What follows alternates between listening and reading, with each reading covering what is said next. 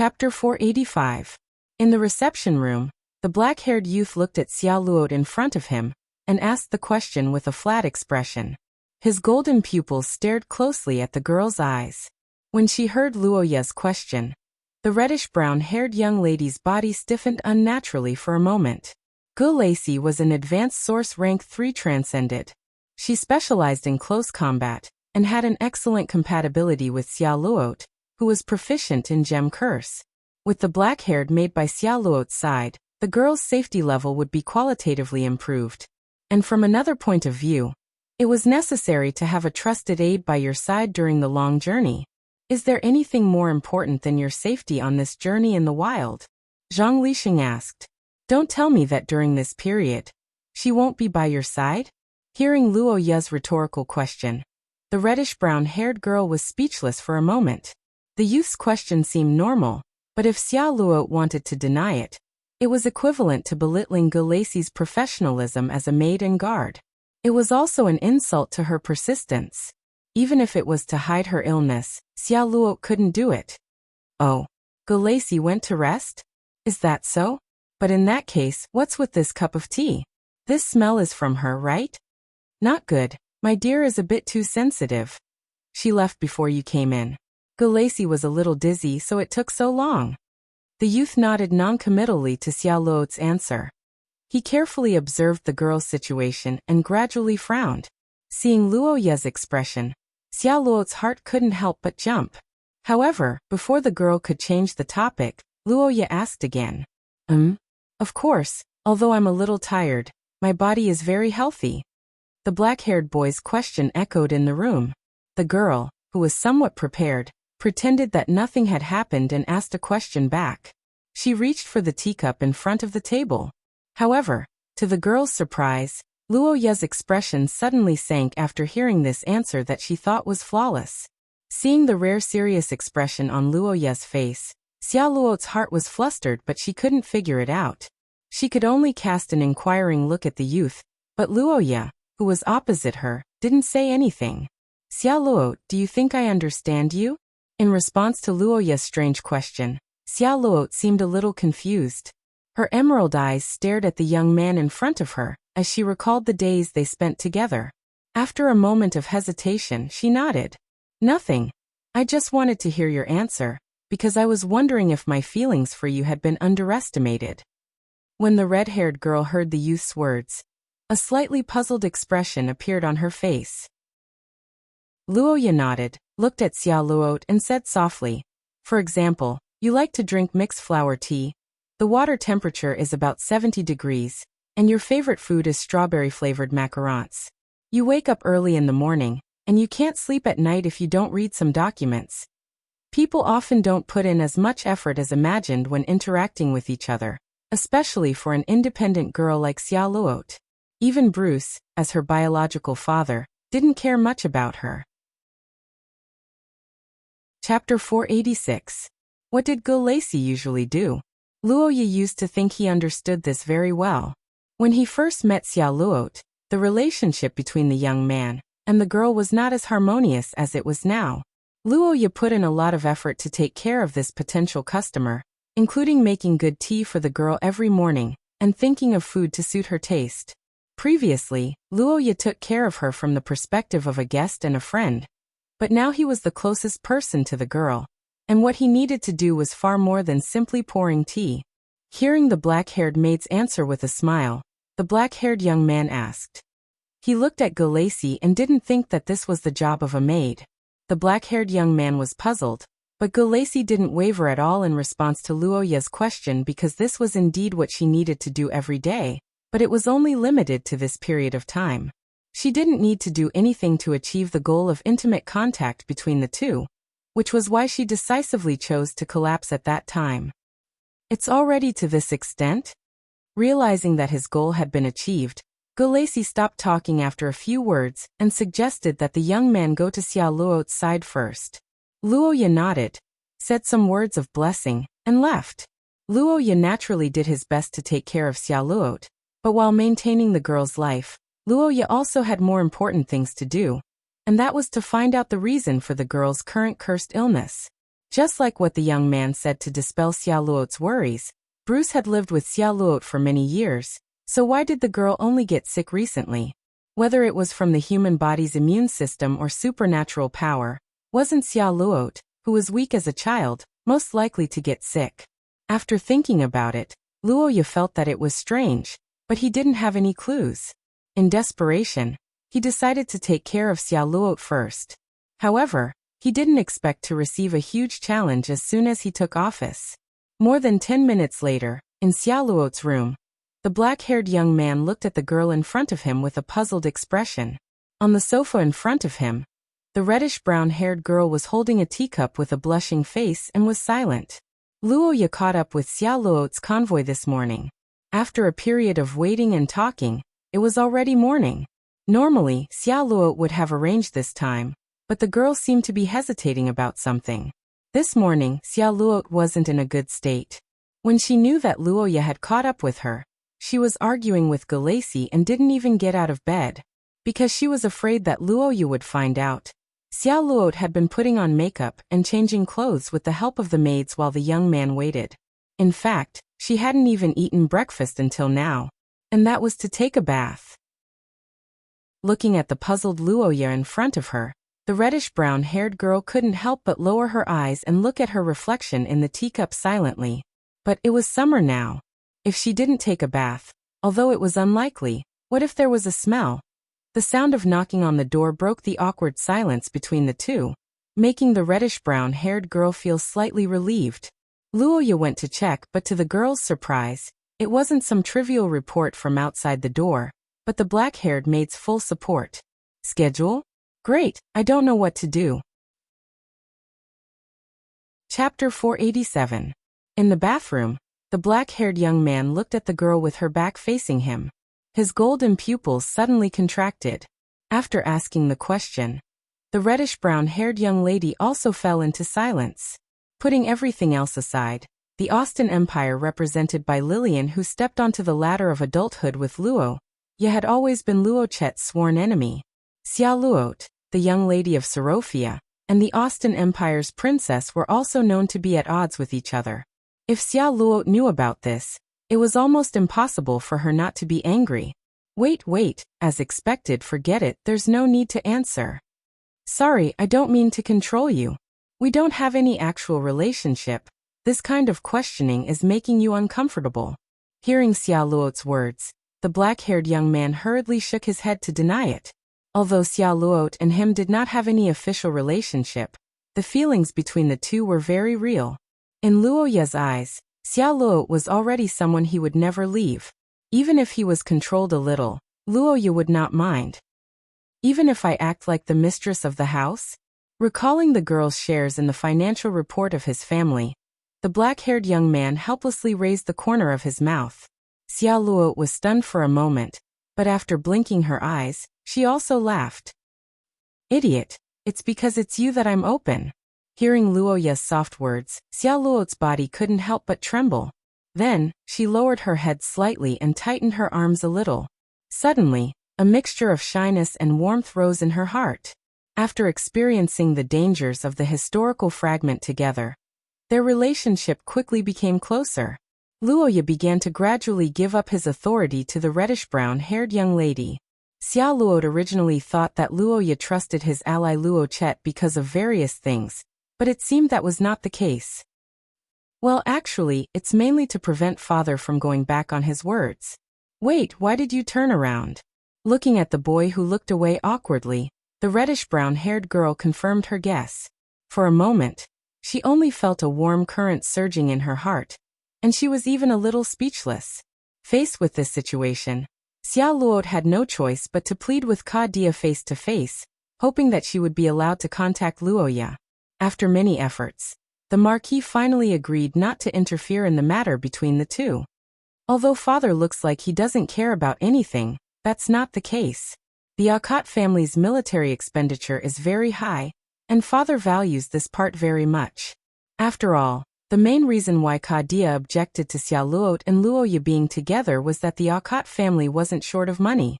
Although their economy was poor, they were very independent and had little contact with the outside world. If this situation continued, then Dia could change his mind at any time. My dear, aren't you afraid that father will be angry? Also, what if I betray you? My dear. Chapter 488. A high-grade extraordinaire's perception of danger was similar to intuition. Therefore, danger could appear without any warning, and it could also disappear without any reason. The short period of time was usually the chance for them to notice the signs of danger, but unfortunately, most of them were fleeting. Xiaoluo. Dear, what's wrong? Looking at the brown-haired girl who was a little worried but didn't show any abnormalities, the black-haired boy hesitated for a moment before shaking his head, and then asked, No, her condition has been good since I saw you. The boy thought for a moment before nodding. Looking at the girl who didn't show any abnormalities, he didn't mention his vague sixth sense. After shaking his head with a smile, Luoya covered the girl with the blanket again. The brown-haired girl's emerald eyes flashed with a little doubt, but she blinked and didn't ask any questions. Although Luoya and Xiaoluo seemed to have a carefree morning because of their reunion, in fact, the boy didn't forget the important thing in his heart, which was to observe Xiaoluo's condition. During this period of time, Luoya didn't feel that the girl was suffering from any illness, or rather, it was more like she had just recovered from a serious illness. However, Luoya naturally felt that this was impossible. Luoya had already applied for leave before he caught up with the girl, so his second year at St. Freya Academy had ended, and he didn't need to return to school. Moreover, Rochet and Akate Hill were neighbors, and there was no urgent matter in the family. Before the girl recovered from her illness, the black-haired boy could be together with Xiaoluo. For a few days, Luoya and the brown-haired girl could be said to be inseparable. The black-haired boy worried about Xiaoluo, and under such care, Xiaoluo's body began to recover. Seeing Xiaoluo like this, the maids in the gem necklace sighed in their hearts. Gulacy was also very excited. The illness that couldn't be cured for more than a year suddenly improved after Luoya's arrival. This situation could be described as a miracle. Looking at the two's loving appearance, Gulacy bit her handkerchief and kept wiping her tears. She was overjoyed that Xiaoluo didn't follow in the footsteps of the Sorofia family's female love. On the other side, the brown-haired girl was also surprised at her body's condition. Although it looks like this, unfortunately, I didn't do anything. If that's the case, then you've recovered. Chapter 489. It was early autumn and the temperature had yet to drop. The scenery on both sides of the road had already changed. In the jewel necklace convoy, a reddish-brown-haired girl couldn't help but sigh as she looked out the window at the trees whose leaves had begun to turn yellow. That was the previous day and night of rushing on the road. Perhaps it was just as the saying went, happy times always pass too quickly. At least in Charlotte's eyes, the time she spent with the young man every day seemed to have been accelerated. Even the boring work seemed to have passed in the blink of an eye. Is this not wanting to end the journey so quickly? Although Luoya was taking care of the girl. In fact, the past half a month had been quite comfortable even in her eyes.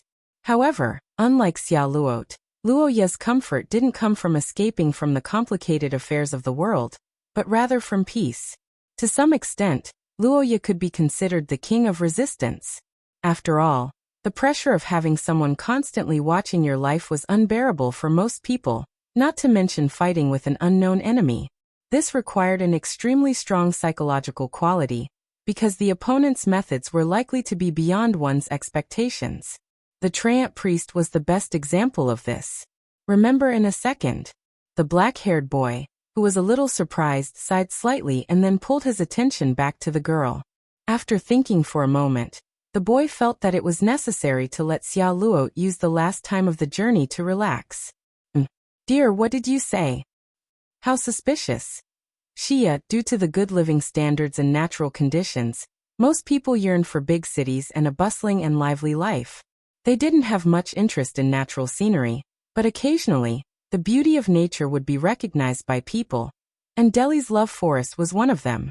Murat was the name of the goddess in charge of love in ancient legends. The tree that was named after her was often called the Tree of Love, which was also the origin of the forest's name. The reason for this name was naturally because of the color of the leaves. As a famous scenic spot, Delhi in autumn was a sacred place for romantic dates, and also a good place for confessions. The fiery red mountains were like dancing flames when the wind blew, as if it could ignite the flame of love in people's hearts.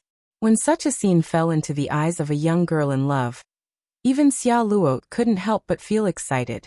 Taking Xia Luot out once before arriving at the destination was a request that Luoya had made to Gulacy and the others. It was also a way for the young man to relieve the unwillingness in Xia Luot's heart. When his body isn't in good condition, looking at some natural scenery may help his body and soul. This was the original intention of Roja's plan. After hearing the youth's idea, Grace and the others immediately told the youth that they were in front of this tourist holy land. And judging from the current situation, bringing the girl to this area seemed to be quite effective. The elven lady asked softly as she stared at the rose-colored landscape before her. The black-haired boy replied calmly, "Of course, who do you think I am?" Chapter 490. Rose's military had always had a close relationship with Audiobook territory. For many years, they had firmly supported Xia Luot as the successor of Rose. It could be said that they were staunch allies. Therefore, when Luoya arrived, as the acting lord of Audiobook territory, he was naturally welcomed by them. Rose was a large country with unimaginable financial resources.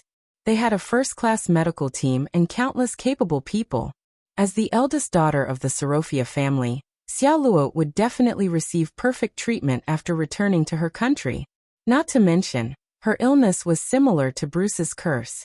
Rose had more medical experience, so Luoya was relatively relieved that night. After more than 10 days, although the accumulated fatigue didn't affect his combat effectiveness, it was time to rest. The central area of Rose was undoubtedly a place to sleep peacefully. "Luoya-sama. I'm Gulacy. I have an urgent matter to inform you." "Luoya-sama." Miss Maid brought Luoya an incredible news in the dark before dawn. Xia Luot was ill. When Luoya heard this, he couldn't accept it, but the anxious and sad expression on the maid's face told him that this was the reality. From the words of Gulacy, Luoya roughly understood what happened. According to Miss Maid, Xia Luot's condition wasn't bad when she went to check her body after parting with Luoya in the evening.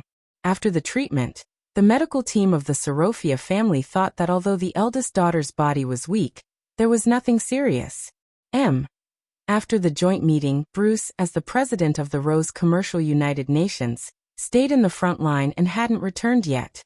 Xia Luot was temporarily in charge of domestic affairs. It could be said that the situation was somewhat similar to Luoya's previous acting lord. In this case, it was almost impossible to rest. After that, it was the routine dinner. Fortunately, the eldest daughter returned to Rose. The medical team was fully prepared. If it was during the journey, it is likely that Gulacy's body trembled as she recounted the events of the previous night. Opposite her, the black-haired young man fell into silence as he pondered over something with a gloomy expression. Xia Luot. Xia Luot's face was as pale as paper, and her consciousness was in a coma. A faint aura of immortality floated around her, and her vitality was visibly decreasing. If the girl yesterday was a blooming flower nourished by love, then the sleeping Xia Luot now was like a falling cherry blossom that could wither at any moment. "Lord Luoya, young mistress is safe for now. You can come closer." They had finally reunited after a long time, and their relationship had improved. Just as the two of them were about to have a happy ending like a fairy tale, Xia Luot suddenly fell ill. This situation was unacceptable to the maids, and also unbearable to Luoya. In Luoya's eyes, the reddish-brown-haired girl was like a fragile piece of glass that could shatter and disappear at any time. This made Luoya feel as if a knife was twisting in his heart. "Luoya? Xia Luot's sudden awakening made everyone in Rose excited. The medical team and clerics quickly used spells to confirm the girl's condition, and the maids immediately busied themselves. On the sickbed, looking at the concerned Luoya, Xia Luot responded with a faint smile. "Why are you apologizing now? It's not like you wanted to fall ill." In the past, regardless of whether it was facing a disaster-like monster, or an expert that far exceeded his level, Luoya had never shown such panic, and even fear. As someone who made the young man so uneasy, How could Xiao Luo's heart not be moved? Your current situation is not fine at all. Wait, don't tell me. During the journey, Xiao Luo's condition stopped when Luoya caught up with them. After that, the young man and girl were inseparable, and Xiao Luo did not show any obvious abnormalities. But this time, after only one night, the reddish-brown-haired girl fell ill. That's right, there was a reason why Gulacy did not stay by Xiao Luo's side this morning, and went to find Luoya personally. That was because the maid felt that Luoya was somehow related to Xiao Luo's condition. Thinking of this, the young man and girl fell silent. Luoya turned to look at Gulacy, and the black-haired maid immediately responded with a look and stepped forward to report Xiao Luo's condition before and after Luoya's arrival. It's actually true. Xiao Luo, did you have any abnormalities last night? Nightmares? Facing Luoya's question, the reddish-brown-haired girl held her forehead and answered. The young man nodded, and after thinking for a moment, he bent down and stroked the girl's cheek with a comforting smile. Dear you. How could it be? But dear, you still have your own work, right? About Rosette Dawn's missions. Those are very important, right? Really, dear, you're exaggerating. No matter what, my life can't be compared to the human world, right? Hee, you're talking like I'm a woman who brings disaster to the country. The black-haired young man gently kissed the girl's cheek, and the elf girl's face suddenly turned red, and she was somewhat at a loss. Seeing this, Luoya smiled, and then said softly but firmly, Dear. When he was chatting with the girl before, although Luoya's tone was relaxed, in fact, he was already extremely worried. But the young man knew that at times like this, he had to be positive and optimistic, so that he could bring Xiao Luo confidence. Looking at the girl who fell asleep again, Luoya's heart ached, but fortunately, after thinking about Xiao Luo's situation, Luoya had some ideas. The attack targeted the girl because of her individual value, which was the Highland Elf's atavistic bloodline.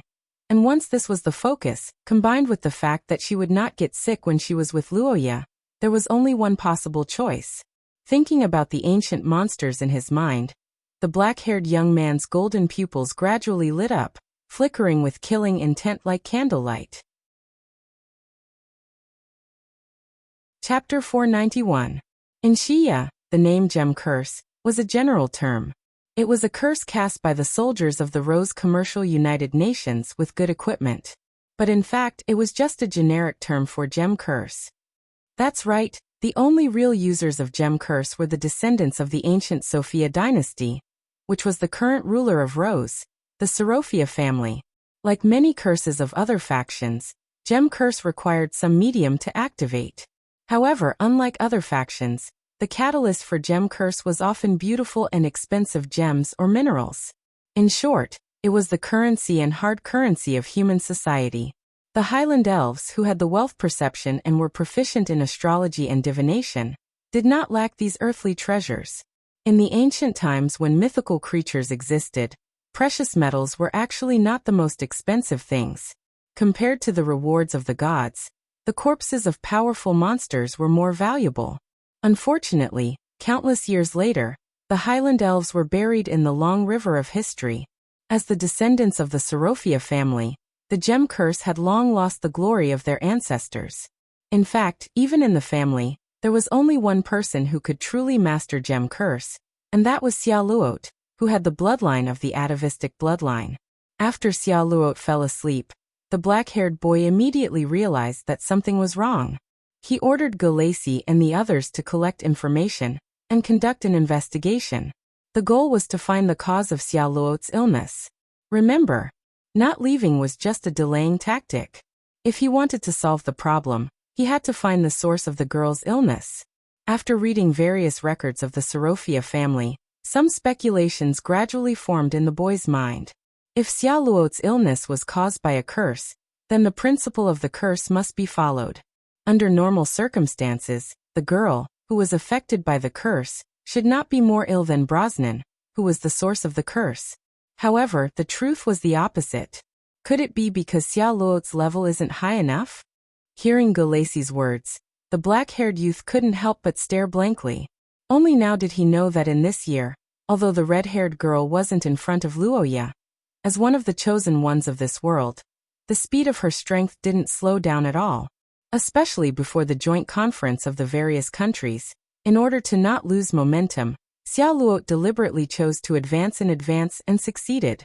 Xia Luo hadn't told Luoya about her advancement to the 3rd level of the source grade. She probably didn't want to flaunt her talent in front of him, and was worried about pressuring him. However, after being together for so long, Luoya hadn't sensed the aura of the 3rd level of the source grade. This meant that Xia Luo's illness was more serious than he thought. In conclusion, Luoya felt that Xia Luo's situation was related to the 6 disasters. The red-haired girl didn't care about this period of time, but in Luoya's view, this was a symbol of time. It was also during this period of time that the hidden fog had begun to move towards Tucker Fortress, and created a tragedy that shocked the entire human world. More than 700 years ago, Xia Luo's ancestor, Isabella Sophia, used the golden soul to seal the frozen earth creator. After obtaining the power of the crown stone, Luoya relied on the red-haired girl's power to survive several serious side effects. Judging from all these signs, the reason why the Highland Elves were able to stand shoulder to shoulder with the angels and dragons in ancient times, and had such a high status, was probably not only because of their strength, but also because they were able to suppress the 6 calamities. As for why they had this ability, if this was the case, then it was normal for the Sorofia family's gem curse to suppress the 6 disasters. The reason why Xia Luo's curse was far more powerful than Bruce's could also be explained, because compared to Bruce, Xia Luo, whose strength was comparable to a true Highland elf, was the one who posed the greatest threat to the 6 disasters. Master Andrew, this was the person that Luoya would meet every time he came to Luoya. The reason was very simple. To some extent, Andrew had helped Luoya a lot. Thanks to him, Luoya experienced the cruel Azura field at that time. But it had to be said that from an objective point of view, Andrew did find a way to cure Luoya. In fact, Andrew was also Bruce's personal doctor, so he knew the details of the curse that Bruce was infected with during his adventure. Chapter 492. Early in the morning, in the bedroom before the sun rose, the black-haired young man looked at the letter in his hand. His golden pupils constricted abruptly. His originally calm face was as gloomy as the sky outside the window. Luoya naturally agreed to this point, and even wanted to go there personally. But considering Xia Luo's safety, he dismissed the idea. So after weighing the pros and cons, Luoya chose to accompany the young lady and wait for the news. But what he didn't expect was that Master Andrew, who had been preparing for years, didn't have a smooth sailing. Instead, he brought him extremely bad news.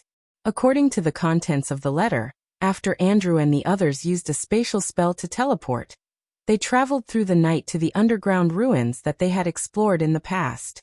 However, after 2 days of exploration, Andrew and the others arrived at the site of the incident, only to find that the entire ruins had been severely damaged. It had already been reduced to ruins. As the place where Bruce met his demise, this underground ruin that was discovered decades ago wasn't a popular place for adventurers to explore. Therefore, it was easily controlled by Luoya's side, and they sent specialized personnel to monitor it. But according to the records, it was peaceful in the past few months, and there were no signs of outsiders entering at all. The ruins were destroyed. This was beyond the young man's expectation. But before Luoya could think about it carefully, he suddenly heard the young lady's voice behind him. 1 second, remember. At this moment on the bed, the brown-haired young lady supported herself with her arms, rubbing her sleepy eyes and looking for the young man who was supposed to be by her side. Because of the torment of her illness, Xia Luo's face was a little pale, and her body was a little thinner. Her fitted pajamas were slightly loose, revealing a large part of her chest and shoulders.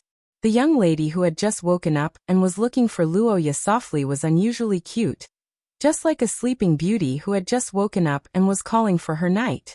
Upon hearing such a call, the black-haired young man didn't hesitate and immediately returned to the young lady's side after handling the letter. Yes, I'm here. The sky isn't bright yet. Sleep for a while more. Looking at the young man who had rushed to her side, the hazy girl seemed to be relieved. She grabbed Luoya's sleeve and nodded lightly before lying down again. Then, she moved her body slightly into the young man's embrace. On the other side, the black-haired young man looked at the beauty who had fallen into a deep sleep again. He reached out his hand and gently brushed away the hair on the girl's face.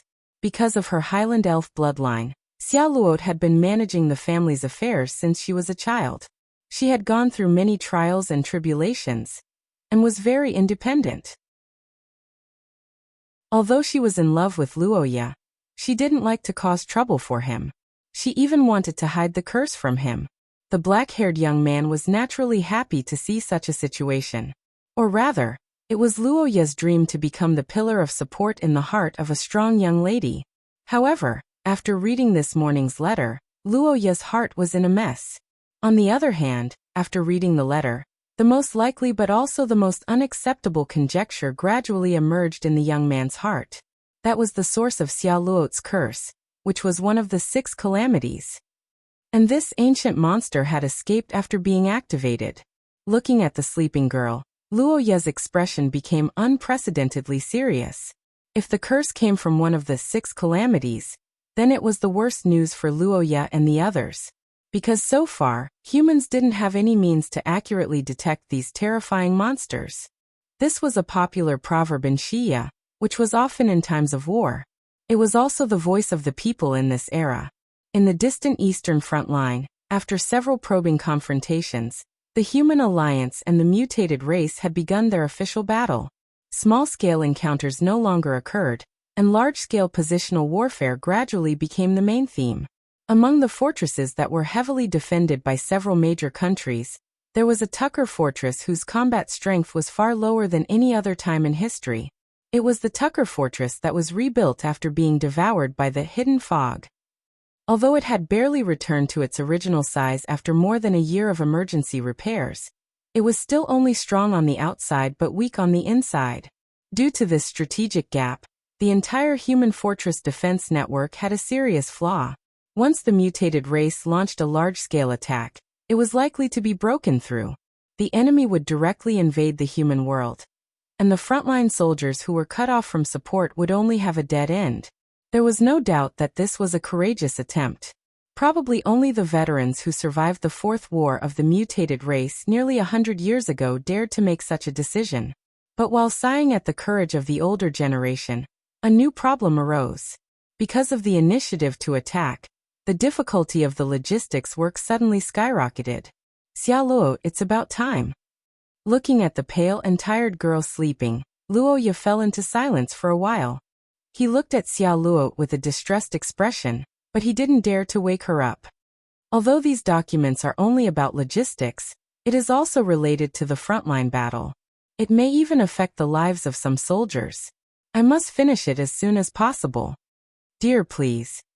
Every time he saw Xia Luo's pleading eyes, Luoya would involuntarily agree to the girl's request. But the young man knew that such high-intensity work was not something a patient could afford, especially for Xia Luo. It was obvious that the effect of the curse was still being maintained. It was constantly wearing down Xia Luo's life force. However, Luo Chai didn't have any good solutions. He could only suppress it with the golden soul. By now, Luoya was almost certain that the curse on Xia Luo's body came from one of the 6 disasters. But unlike the fog of concealment that shook the world, this ancient monster was in a state of hibernation before, so it wasn't very lethal. The whereabouts of the 6 disasters were almost impossible to find, and if the source couldn't be found, it meant that the curse on the girl's body was almost impossible to remove, and recovery was naturally far away. Dear, I'm sorry I fell asleep again. But, dear, wait. Seeing Xia Luo like this, Luoya couldn't help but secretly sigh in relief. He walked toward the bedroom. Listening to the young man's heartbeat, Xia Luo thought for a moment and slowly spoke. What do you mean? You don't have to apologize. From the situation of the battle, what you did was right. It's better to say that I'm proud of you, but we have different perspectives. Yes, for me, your body is more important than anything else. Facing Xia Luo's question, Luoya gave a flat answer. The red-haired girl widened her eyes, then her lips opened for a while, and her face blushed as she turned her eyes away. Seeing this, the black-haired young man continued. Wait, dear, what are you talking about? I can hold on until now because you are by my side, protecting me day and night like a knight, so don't blame yourself anymore, okay? That will make my heart ache. The young man and girl comforted each other and looked at each other affectionately. Their pupils were full of the other half's reflection. After a while, they hugged and kissed, and the two hearts became more and more difficult to separate. However, what the black-haired young man didn't know was that under this peace, some things were quietly changing. Chapter 493. After the exploration of the ruins, the Sorofia family could be said to be in a predicament. As monsters that existed since ancient times, many of the 6 calamities didn't have physical bodies, such as the mist of concealment. After the tragedy of the Tucker Fortress, the Saint Maester Empire, the country of knights, and the country of scholars invested countless manpower and material resources into the mission to search for this hateful monster. However, after nearly a year, the result was nothing. Luoya was pessimistic about Rose's search operation, but this wasn't the worst for the young man. The worst was Xia Luo's condition.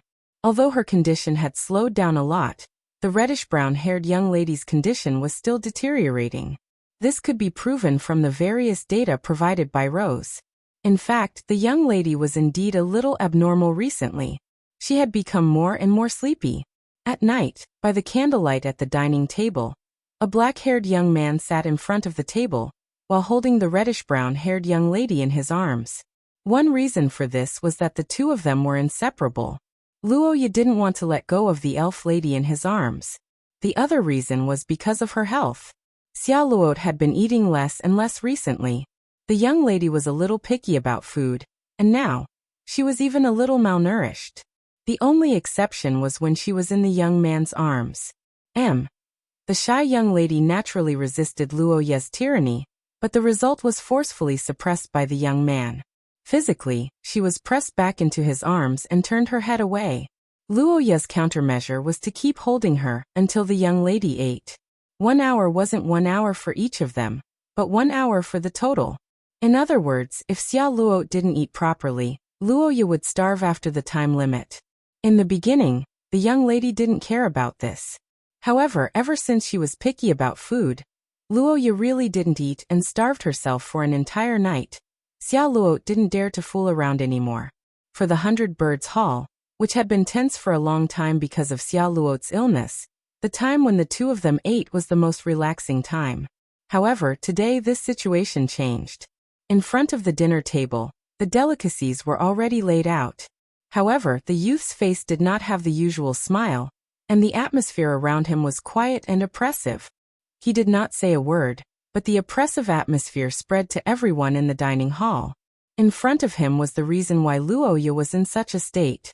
Just a minute ago, the reddish-brown-haired girl was still leaning on the boy's chest coquettishly, waiting for Luoya to feed her her favorite dessert. However, when the boy withdrew his fork, the expectant Xia Luo had already fainted. When he saw this scene, the black-haired boy was in disbelief. His originally smiling face suddenly froze, and his hand was raised in the air for a long time before he slowly withdrew it. With the sound of cutlery being placed on a plate, the black-haired boy's aura erupted under the influence of his emotions.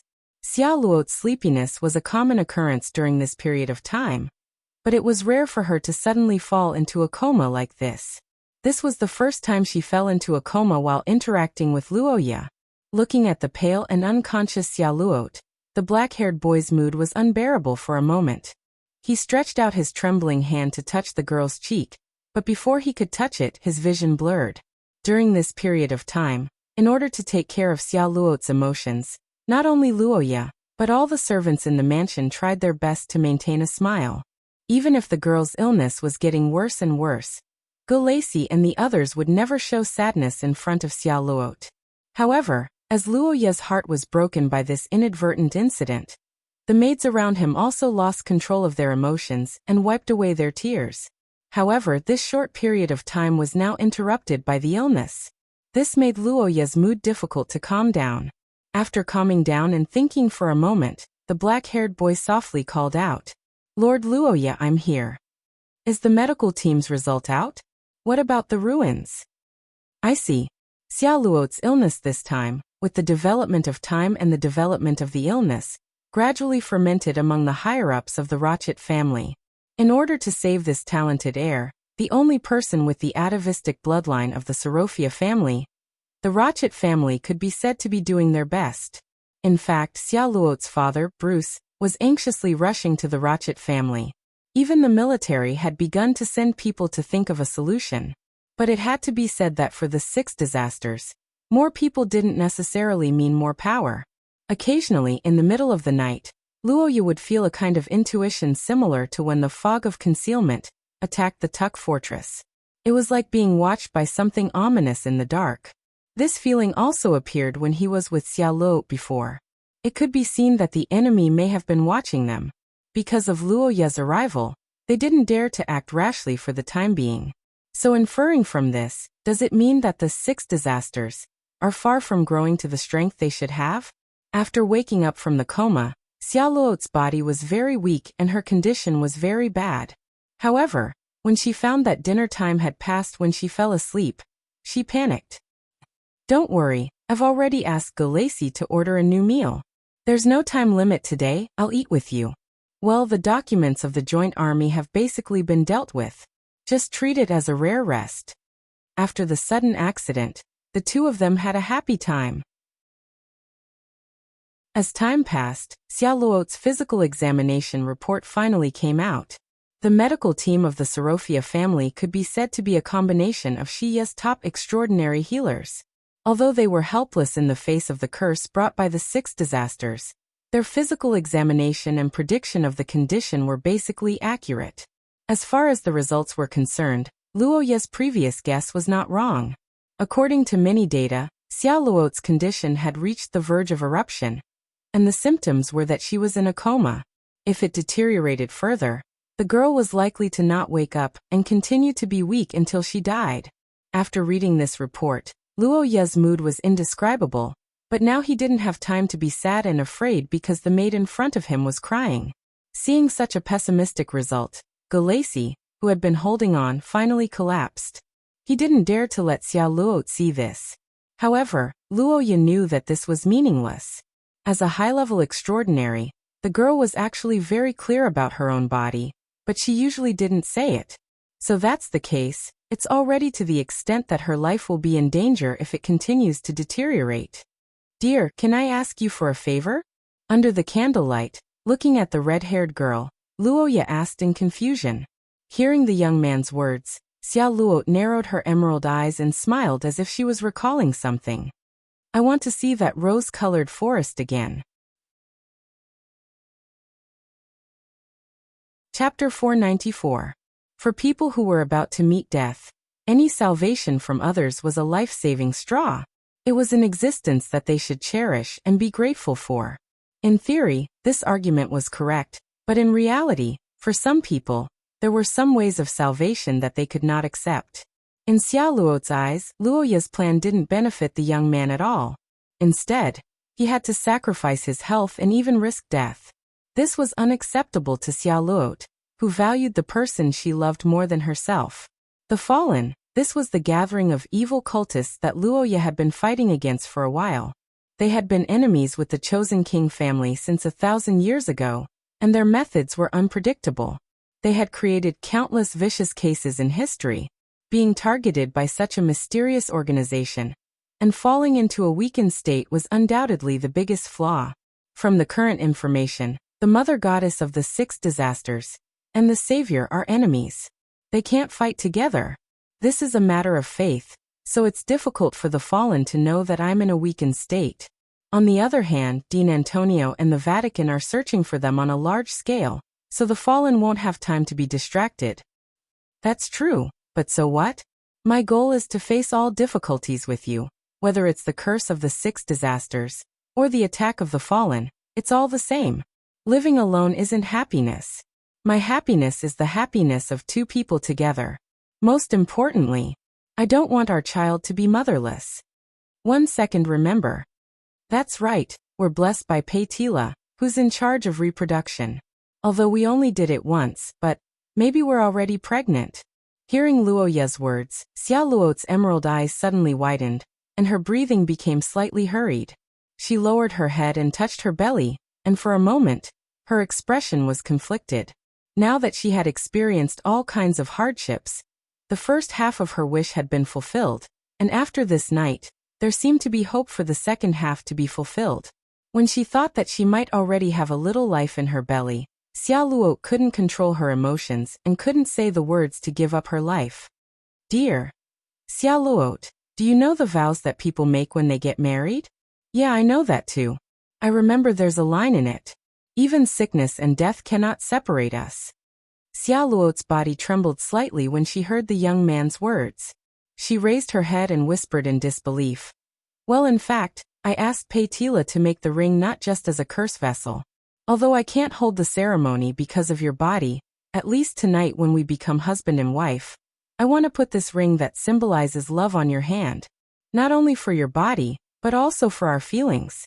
Miss Xia Luo Tsorofia, are you willing to accept this ring and marry me? The young man's question echoed in the room, causing Xia Luo's eyes to widen and his body to tremble with excitement. Such a reason is too cunning. Isn't it impossible to refuse?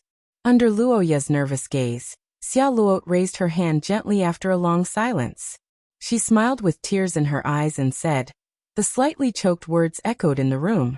The black-haired young man smiled with relief when he heard the words. He stretched out his hand and carefully held the girl's palm. He gently put the crystal-clear ring on the girl's finger. After that, the girl took the ring and put it on Luoya's finger. The silence lasted for a while, but the atmosphere between the two became more and more heated. Whether it was Xia Luo or Luoya, they both understood that the strong feelings could no longer be expressed in words, so there was only one way to express it. Yesterday evening, when the reddish-haired girl ordered all the servants to leave, Gulacy knew what his miss was thinking. This night may have been a sleepless night for Luoya and the others, but in fact, Gulacy didn't sleep much. Rather, he was worried about the maid urinating. But after morning came, there was no movement in the gem necklace as time passed. Looking at the rising sun, the other servants were worried, but Gulacy was excited. Thinking of this, Gulacy excitedly clenched his fists. He knew that his miss was most likely going to succeed. In the carriage, the young man hugged the exhausted girl who had fallen into a deep sleep. He looked at her adorable sleeping face and thought about everything that had happened. Xia Luo was very concerned about children. This was something that Luoya had discovered long ago. Although Xia's humans lived in an unstable environment, Xia Luo's desire to have children was stronger than others. Gently exhaling, the black-haired young man looked at the ring on the girl's hand. An indescribable warmth emerged in his heart. But it had to be said that although the ring had been worn, the blessing of the Earth Mother had not yet taken effect. After all, the girl's health had just improved, and the burden of pregnancy was still too heavy. The young man and girl's long night finally came to an end. The exhausted two only woke up in the afternoon. But unlike usual, when they woke up, their room was in a mess. Go take a bath first, there are many marks on your body. The two of them entered the bathroom together. However, what was different this time was that the young man and the young woman did not separate. Instead, they soaked in the pool together. Seeing Gulacy and the others tidying up the bed, the reddish-brown miss was extremely shy. She buried her face in Luoya's chest like a coward. Seeing this, Luoya had no choice but to take the girl to fill her stomach and recover her strength. She had yet to recover from the pain of the first time. And because of the extreme passion, she had to start the second time. After working so hard, it was only natural that the girl could not withstand it. Even if she had the constitution of an extraordinary, it would be difficult for her to move around today. Before this trip, Luoya had been chased out of the bedroom by Xia Luo. Because of a series of affairs, the young man had almost forgotten about this matter. But he did not expect to get the answer last night. It seemed that because Luoya was usually too calm, Xia Luo was worried about her own charm. In order to increase the success rate, she prepared these things, but she did not expect that the final result would almost cause Luoya to lose control. After trying to control his thoughts, Luoya and Xia Luo began their usual lovey-dovey time at the dining table. But unlike usual, the two were sweeter today. Even the experienced and knowledgeable maids of the Sorophia family had never seen such a sparkling and translucent ring that seemed to emit a faint radiance at all times. As for Grace, who was a high-ranked extraordinary, she had a deeper understanding of it. Not only did her relationship with the young man go smoothly, this love even received the blessings of the gods. Such a good match was rare in the world. However, what the maid did not know was that in fact, this level of blessings was not enough to satisfy Paitila. The golden-haired Earth Mother had already reached the point of longing for children. Xia Luot, I'm afraid we can't go back to Rose for the time being. Hearing the words of the black-haired young man, the brown-haired young lady nodded slightly and immediately understood the young man's meaning. Since they wanted to lure the snake out of its hole, then Xia Luot and Luoya naturally could not return to Rose. After all, for the 6 disasters that had not yet formed, Rose was a big country that could not be destroyed. It would not appear there in any case. Similarly, other big cities must be ruled out. My dear, what you mean is, looking at the brown-haired young lady, Luoya said with a helpless smile, but his words were exceptionally serious. Feeling Luoya's silent trust, Xia Luot slightly clenched her hands. Dear, if I make a mistake. Family? I understand, dear, leave this matter to me. After taking 2 deep breaths, Xia Luot smiled and took over this heavy responsibility. As the young lady used her bloodline ability to astrology and divination, the gem necklace team set off again and drove to the distant destination. Chapter 495. In a sense, Luoya's world was in the hands of the goddess of fate. The creator of Shiya's world was the primordial goddess Shiya, not the goddess of fate. The direction of fate might have been set from the beginning, but it wasn't unchangeable. After experiencing countless life and death crises, he finally reversed his fate. Such an experience could be said to be one of a kind, and it was precisely because of this that the black-haired young man understood the power of fate. Luoya felt that it was his lifetime fortune to be favored by the young lady, and poured all of his trust in her. But it had to be said that even with the blessing of the goddess of fate, it was still difficult to divine the 6 calamities. For example, the war that was breaking out now. In theory, divination could predict the direction of the war, but in reality, it was impossible to do so because this war involved the fate of 2 races. For the 6 calamities, it was especially troublesome because of their high level. Only Xia Luot, who had the blessing of the goddess of fate, could barely attempt to peek at the clues through fate. But even so, it had to be done in stages. Scales of fate. With the accumulation of weights, the angle of the scales was gradually flattened. When it reached the 3rd coin, the scales finally tilted slightly to the young lady's side. Seeing this scene, Xia Luot finally made his move. After the scales were flattened, the crisp sound of coins being tossed into the air sounded. The ancient gold coin reflected the light and flipped up and down in the air, bouncing up and down on the table. Under the gaze of the young lady, it drew circles and rolled, finally falling to the corner of the astrology chart with many stars drawn. Xia Luot. Time, 3 days. The direction is east. It had been a week since the 2 exchanged rings in the Morat forest. During this time, the gemstone necklace team had been advancing according to the results of Xia Luot's divination, and had now entered the vast eastern plains. Regarding Xia Luot's curse, the Sorophia family had long been helpless. After opposing Luoya's plan, there were no alternative measures at all. In this case, Xia Luot's time was running out. It didn't seem like a big deal to spend the last time with his loved one, but what if a miracle really happened? After the opposition turned into support, the Sorophia family quickly sent a large number of elites to accompany the gemstone necklace team, to prevent the attack of the cultists from interfering with the plan. Master Andrew and other high-grade transcendents returned to the country, waiting for the target to appear, and use spells to provide quick support. Even the Sorophia family didn't know about Luoya's current state, so the possibility of the outside world obtaining this information was naturally reduced to the lowest. After this period of observation, Luoya could basically confirm that the 6 disasters already knew about their situation. It was obvious that Luoya's behavior and unique aura made the disaster monster feel that something was wrong and took action to use the curse to kill the two of them together. But as the young man expected, the six disasters' curse was completely ineffective against him who had 2 crown stones. At this point, the attack and defense had reversed.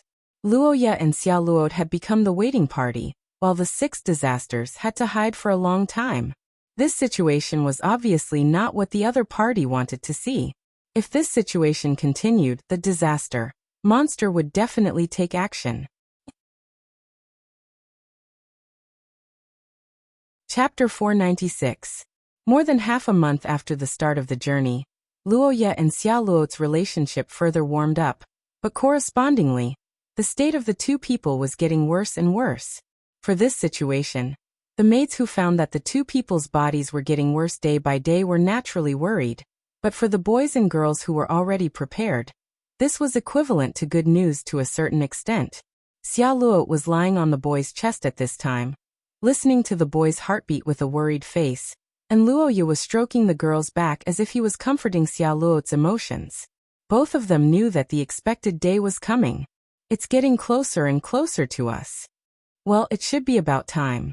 Seeing the girl's reaction, Luoya couldn't help but stop. The boy lowered his eyes and looked at Xiaoluo's emerald eyes. He was about to ask something, but he didn't expect the girl to speak first. Afraid. It's too smooth. Indeed. Although the smooth development of things was a good thing for the boy, and the information collected so far didn't have any negative news, it had to be said that sometimes too smooth was a strange thing. When in the eastern region, Luoya's understanding of power was still immature. Before the incident at Tucker Fortress, he was only 4 source level, not even a high-level extraordinary. But in the face of such, Luoya, Hidden Fog, hesitated for a long time, and finally gave up its original plan to devour everything around it. It could be seen that even when the boy was weak, 6 disasters generally didn't dare to challenge Luoya, but this time, the other party seemed to be too bold. Was it because the temptation of being able to solve the problem of the Highland Elf bloodline and the crown source substance holder in one fell swoop? Or was this 6 disasters, different from the past and had other means? Dear, in fact, I'm just guessing without any basis. Don't think too much. If your mood is bad, it will also affect your body, the black-haired youth said as he looked at Xiaoluo. The reddish-brown-haired girl hesitated for a moment before gently nodding her head. Seeing this, Luoya was even more certain. Should we stop for now and report this to the higher-ups of the Alliance? Dean Antonio and the others will definitely help. After thinking for a while, and realizing that this proposal was not feasible, Xiaoluo's face showed a worried expression. Luoya, on the other hand, had a calm expression as he gently hugged the girl to comfort her. As the guardian of the goddess of fate, Xiaoluo often said that everything was destined. If one had to define their current situation, Luoya also felt that it was destined.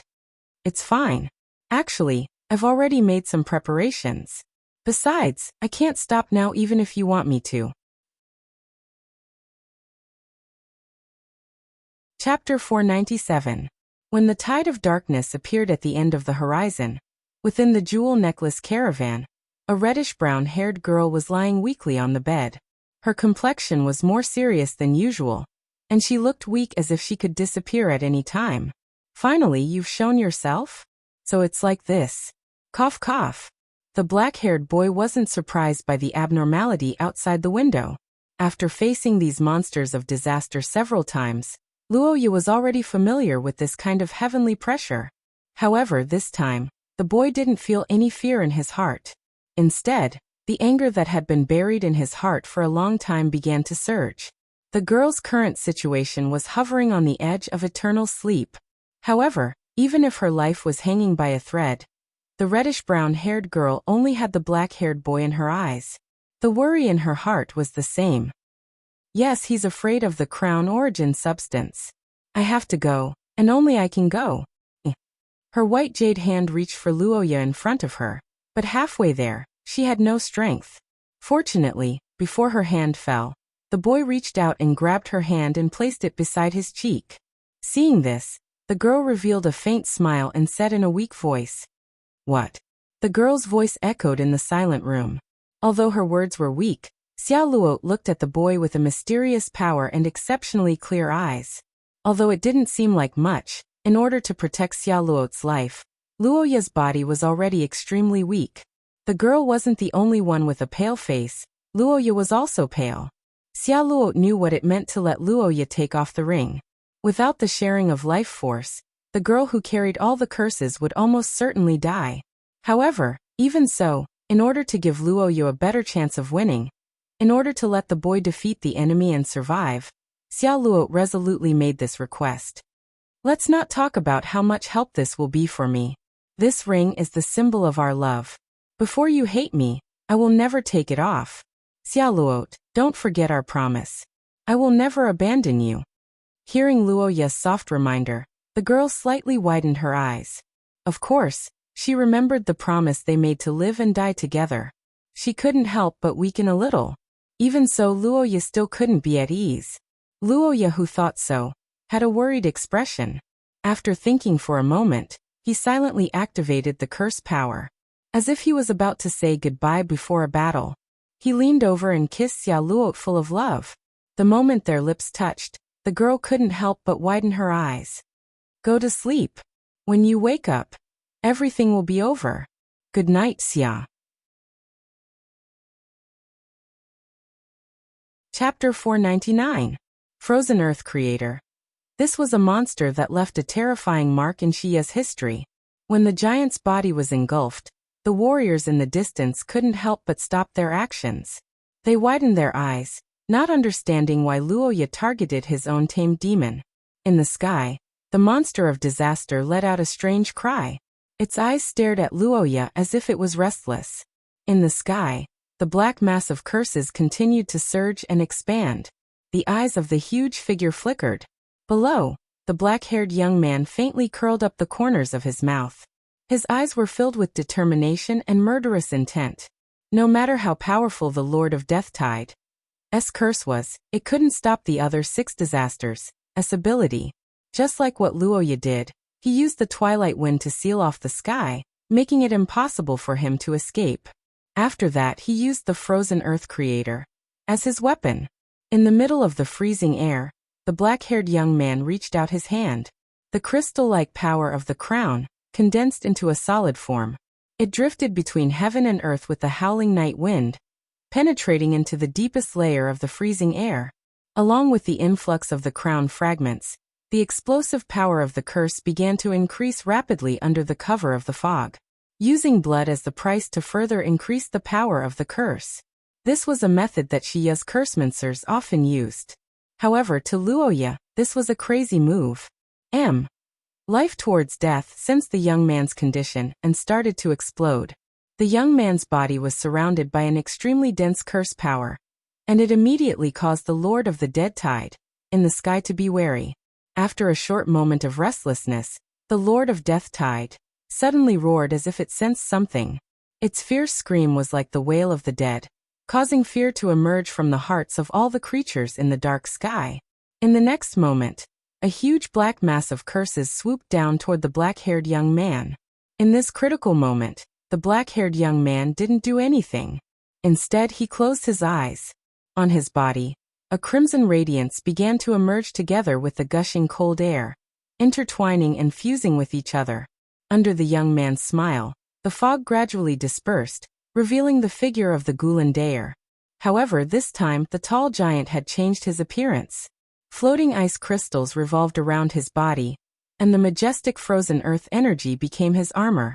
On top of the Gulandair's head, the crimson crown emanated a magnificent radiance, bringing irresistible power. Although the crown stone and the king's selection blood were both Luoya's abilities, they had always been 2 different powers. Or perhaps they belonged to 2 different systems. But in fact, it wasn't that these 2 different systems didn't have any intersection at all. And the intersection between them was Luoya himself. The crown shard was the glory of the past brought by the crown source substance. It was also the ability to crown the kings of the races who dominated the world in the past. When Luoya returned the crown, his curse power would strengthen Gulandair and the others through the power of the crown source substance. This time, the young man used his own blood. Under the shroud of the cold air, the Lord of Death Tide's untouchable defense was nullified and the Gulen Daer had no more scruples. Witnessing this unbelievable scene, the monster in the sky roared angrily. The strong sense of danger made the blurry figure of the curse even more distorted. However, as if it didn't want to believe this fact, after a short period of madness, the black rain once again rose into the sky and turned into the ultimate disaster. It suddenly fell towards the Gulen Daer, who rushed out of the fog. But this time, the result was completely different from before. The silvery white cold air rushed into the sky, and wherever it passed, the restless curse power would freeze and shatter. The Lord of Death Tide's gigantic body that covered the sky was like a black jelly.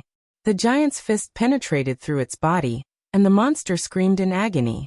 Countless black curse power disintegrated like flesh and blood, and it gradually dissipated in the white fog.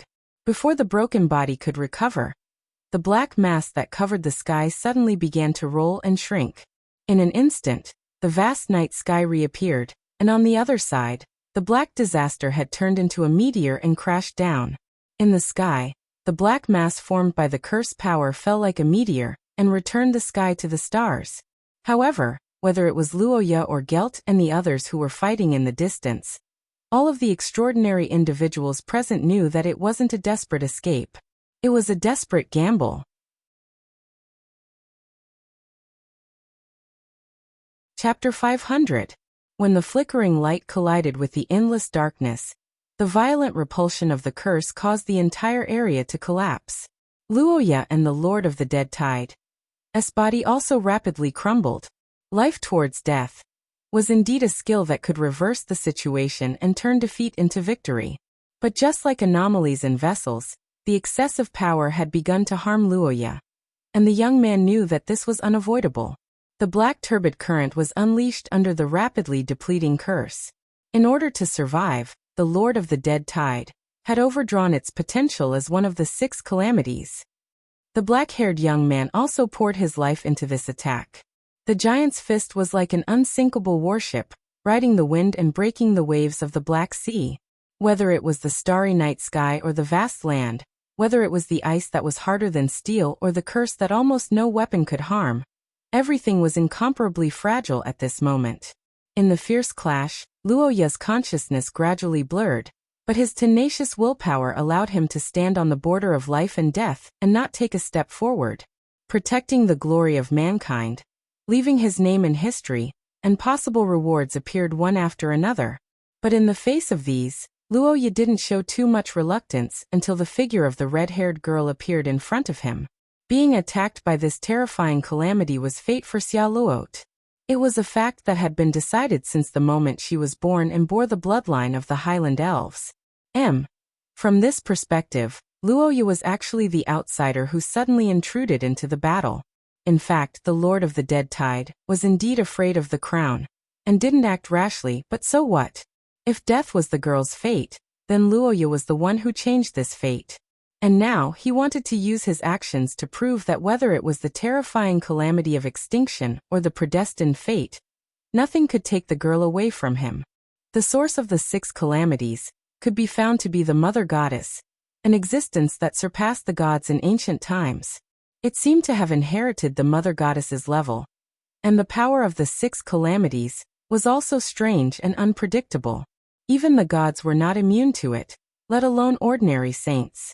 Under the protection of countless enchantments, the warriors of family Sorophia raised their heavy shields that were shining with the luster of gems and surrounded the carriage. They firmly blocked the drifting black curses and frost outside of the shields. Meanwhile, the warriors of the country of knights had already retreated to defend. Everyone was nervously staring at the intense conflict between black and white in the distance. Once the black-haired youth was defeated, the terrifying calamity would definitely extend its claws to the others. Even if it was on its last breath, as one of the 6 calamities, the Lord of the Dead Tide, whose power level was far higher than normal extraordinary individuals, it could still kill everyone present. Boom. The tall Gelt temporarily transformed into a giant. He held a heavy shield at the forefront, and a layer of ice hung on his body.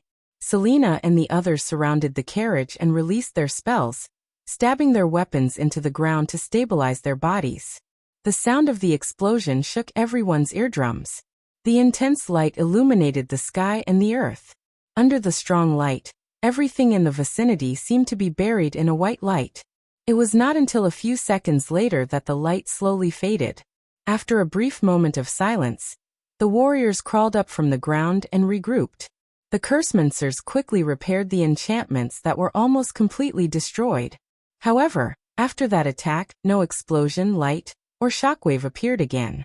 Before the battle began, Luoya had instructed them to never get close to the battle site. If the final result was not satisfactory, they were to immediately leave with Xia Luot and seal her in the crystal made by the gem spell. They were to wait for the final hope. That area has been covered by the power of the 6 calamities. Even I can't see it. The black-haired maid looked at the dim distance with a conflicted heart. However, inside the gem necklace, the originally pale brown-haired girl on the bed who looked like she could die at any time was quickly recovering. The sleeping spell was unknowingly broken by this torrent. The brown-haired girl's eyelids gently moved for a moment before she finally slowly opened her eyes. We won. At the last moment of the battle, the Lord of the Dead Tide, who had fallen into madness, released an attack that exceeded Luoya's expectations. Even so, it still couldn't defeat Luoya and the Goulandair, who displayed their full potential. That was an attack, but it wasn't an attack. To a certain extent, it was similar to a concept. For a long time, the black-haired young man had doubts in his heart. He didn't know why the Goulandair didn't use weapons. After all, in terms of body structure, humans and giants were actually quite similar. In fact, in various myths and legends, giants often fought with weapons. Right in front of Luoya's eyes, the fist that almost crushed space hit the Lord of the Dead Tide. This calamity that had been rampant since ancient times was completely shattered into pieces. Then, the cold air that covered the sky swept across and all the curses turned into ice fragments. The moment the black curses completely dissipated, Luoya's tense nerves finally relaxed. The death of the Lord of the Dead Tide not only eliminated a huge threat to the human world, but also completely cut off the curse of 2 generations of the Sorophia family. It also had a major impact on the human world as a whole. Xia Luot Sorophia's fate had completely changed. The bloodline of the Highland Elves was preserved. After the monster that constantly devoured the girl's life was eliminated, the Rose Commercial Union and the Sorophia family would enter a stable state. With this as the cornerstone, the logistics base of the human alliance would no longer be a problem. The soldiers on the battlefield would also be able to obtain supplies faster. Looking at the slowly dissipating black curses, the young man felt a sense of security and accomplishment that he had never felt before. However, what Luoya didn't expect was that danger suddenly appeared at the last moment. It was a kind of fear that was similar to standing outside the door and being watched by someone through the peephole. It was a feeling that only appeared when one was in an absolute danger zone and was at an absolute disadvantage. Mother Goddess. This time, it was in the real world. In this situation, being watched by Mother Goddess in the real world, there could only be one reason, and that was that Luoya killed the 6 disasters. Then, as a form of revenge, would Mother Goddess take advantage of the fact that he was extremely weak and could even be said to be on the verge of death? Luoya, who had no other choice, could only stand still and let the time pass by. After an unknown amount of time, that creepy gaze suddenly disappeared, and the next moment, the long-awaited system prompt sounded. Crusade successful, detected crown stone mutated body, initiating primary evaluation. There is a certain risk in absorbing, system activating auxiliary system. Yes/no. Since the system allowed him to absorb the crown stone, at least it meant that the surrounding environment had stabilized. In other words, Mother Goddess should have disappeared. The system prompt was still ringing, but unfortunately at this time, Luoya didn't even have the strength to answer. After going through a bloody battle in an extremely weak state, and being watched by Mother Goddess, the young man's body was like a lamp that had run out of oil. At this time, the black-haired young man's surroundings were deathly silent. Only the cursed remains of the Lord of the Dead Tide's death shrouded the surroundings like a dark cloud. The thick black cloud circled around him, but it also sealed all his hopes. When a person dies, they will leave behind a corpse, and after the Lord of the Dead Tide died, it left behind an aimless curse. The density of the curse wasn't something that an outsider could approach. And now that he couldn't even stand, Luoya couldn't walk out of this area alone.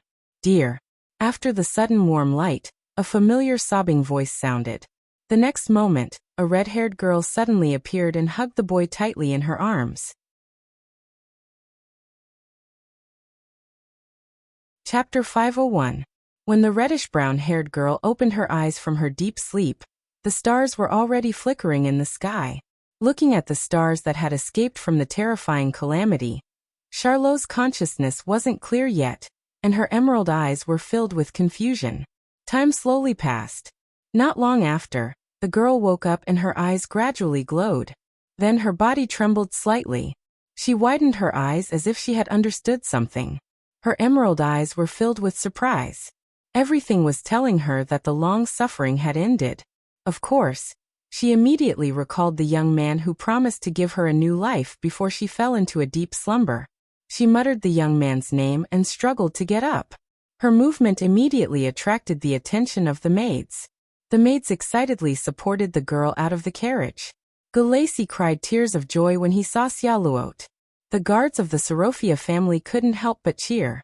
However, the red-haired girl didn't feel much joy. Xiaoluot's emerald eyes scanned the surroundings, searching for Luoya's figure. After asking Gulacy, the girl shifted her gaze to the distant darkness. Then, she looked at the churning black clouds and felt that something was wrong. The moment she felt this strange yet familiar curse, Xiaoluot widened her eyes and instantly understood the situation. Then she made a prompt decision and brought Gulacy and the others to the final battlefield. Remember, Xiaoluot and the others wanted to find Luoya, but they were forced to stop. When the cursed black clouds blocked their path, even Gelt and the others who had foreign bloodline showed a fearful expression. Even if the Lord of the Dead Tide's body had perished, it wasn't a place where humans could set foot on. Although Xiaoluot could transfer her vitality to the black-haired young man due to the effect of the symbiosis ring, this didn't guarantee Luoya's survival. Severe external injuries would cause a large amount of vitality to leak out in a short period of time. This wasn't something that the ring's ability could catch up with. Once it crossed the line of life and death, the young man's ending would still be death. The curses in the air became thicker and thicker, causing the young lady who had just recovered from her illness to turn pale once again. However, Charlotte didn't care about this at all. After breaking through the black clouds formed by layers of curses, the young lady finally found that familiar figure. Dear. Luoya's face was extremely pale. It was almost transparent, and didn't look like a living being at all. Looking at the young man, Xiaoluot's tears couldn't stop flowing. At this time, the young man's curse power was completely exhausted. His vitality was almost completely maintained by the ring. Even the fluctuation of his curse power had disappeared. However, this wasn't the most important thing. The most important thing was Luoya's physical condition. After defeating the Lord of the Dead Tide, Luoya's curse power was completely exhausted. Without the curse power, the young man couldn't stop the bleeding and the passage to the ancient gods was closed. In fact, when Xiaoluot checked, the young man's blood had less than a third left. When she realized this fact, the red-haired girl almost broke down. Even if it was a high-level extraordinary, losing half of their blood would be life-threatening. Now that Luoya only had a third of his blood left, it was almost certain that he would die. Originally, Xiaoluot wanted to bring the young man out for treatment. However, after checking Luoya's condition, this idea was immediately dismissed. Because Luoya could die from a bump and there wasn't enough time. Biting her lips, the red-haired girl thought hard. After a while, she seemed to have thought of something. She stretched out her hand and cut open her wrist. The black-haired young man was in danger. In the end, the root cause was excessive blood loss. In this case, the effect of a direct blood transfusion was far better than some curses. Moreover, there was no need to worry about the problem of blood type. The rejection of the blood was what Xiaoluot was most worried about. Once it happened, not only Luoya, but even Xiaoluot would be implicated. There was even a risk that the young man's king's blood would reverse the process and destroy his blood. Originally, This was something the girl absolutely couldn't do. However, in order to save Luoya's life, Xiao Luo resolutely chose to try.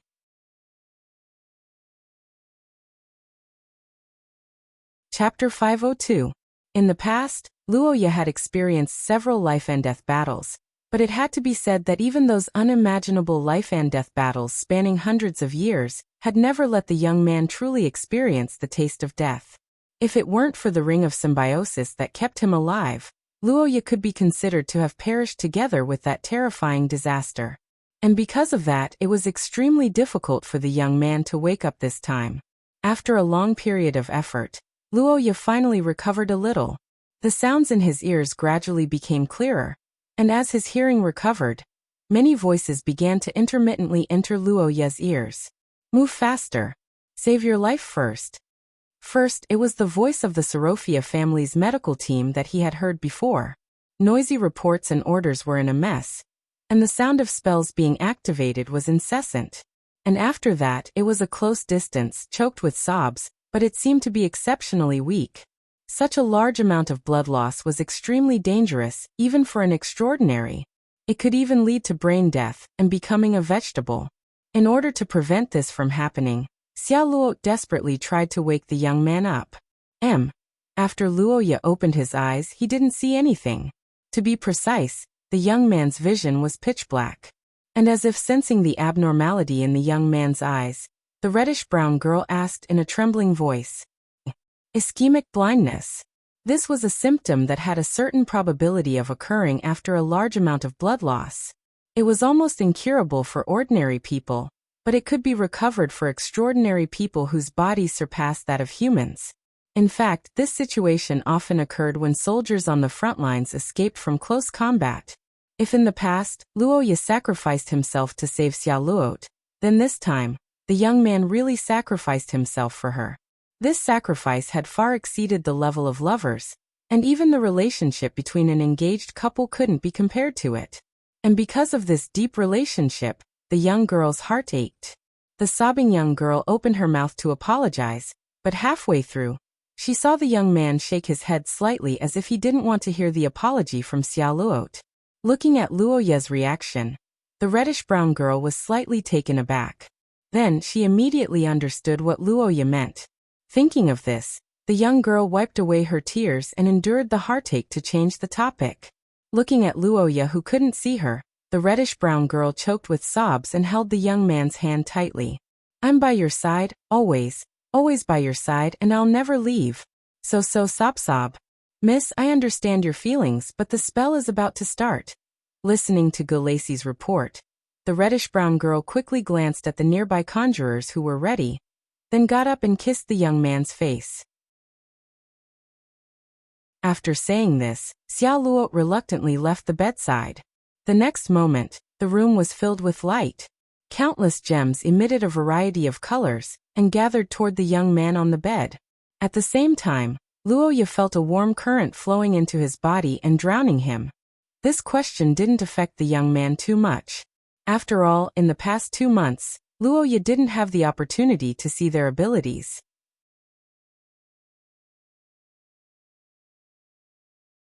Chapter 503. Luoya had to admit that thinking was a heavy burden when one's body wasn't in good condition, especially for the current Luoya. After losing a lot of blood, the young man could barely eat. This was for the sake of his body's safety, but it also limited his energy. But even so, Luoya managed to analyze some things in this short period of time. Although according to the current literature, this group of people obviously didn't intend to act together, it was unknown whether they could sense each other. Whether they could communicate with each other was also unknown. Thus, to prepare for the worst, it was necessary to treat them as potential threats. Needless to say, Frozen Earth Creator was still suppressed by Isabella Sophia's gem curse and was in a deep sleep in the sea. According to various clues, Mr. Darkness should have been completely wiped out by Luoya's ancestor, Vincent 700 years ago. It wouldn't be able to climb back up for a while. In the historical fragment from 400 years ago, Luoya obtained the Wind Summoner's egg because he changed the situation of the Saint Heroes Assembly in Leinster City. But in normal history, without Luoya's help, The Saint Heroes Assembly of that year was defeated and fled. The higher-ups of the Saint Heroes Assembly who safeguarded the egg were also nowhere to be found. And finally, after some analysis, Luoya felt that the most troublesome one was the fog of concealment that swallowed Tucker Fortress not long ago. Although the 6 disasters were silent monsters that came and went without a trace, they were still limited by the attribute of movement speed. From the map, it could be seen that the eastern region where Tucker Fortress was located was very far away from the human world, which was the eastern basin of the Luosu Basin. There shouldn't be any major danger in a short period of time. After making such a judgment, the black-haired young man's body began to feel tired again. His slightly dizzy brain made Luoya retract his consciousness, and his eyelids became heavier. Unlike the first time she woke up, this time, there were no members of the medical team or maids coming in and out of the room. The whole room seemed a lot more spacious, but unlike the room, Luoya's bed was not spacious. The appearance of Xiaoluo Tsorofia didn't surprise the black-haired youngster, but what surprised Luoya was that the girl's body was wrapped in bandages just like Luoya's. There were also many curses on her body. Although Luoya didn't seem to have many wounds on his body, his vitality hadn't improved much after experiencing so many injuries. He was still on the verge of death. Therefore, he had been receiving energy from Xiaoluo. After a rough estimation, Luoya was basically certain that he wouldn't be in any danger at this stage if he didn't borrow the girl's life force. At most, he would become weaker. Thinking of this after seeing Xiaoluo's situation, the boy naturally wanted to take off his ring to make his lover feel better. "Dear, what are you going to do?" A familiar voice suddenly sounded in his ears. The black-haired young man's body unconsciously stiffened. He turned his head slightly stiffly, and what entered Luoya's eyes was Xiaoluo's somewhat serious face. Seeing this girl, Luoya immediately understood what the previous curse was about.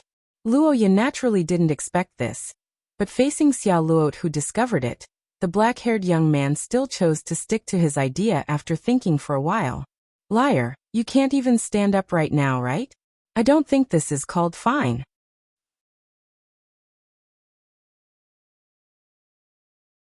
Chapter 504.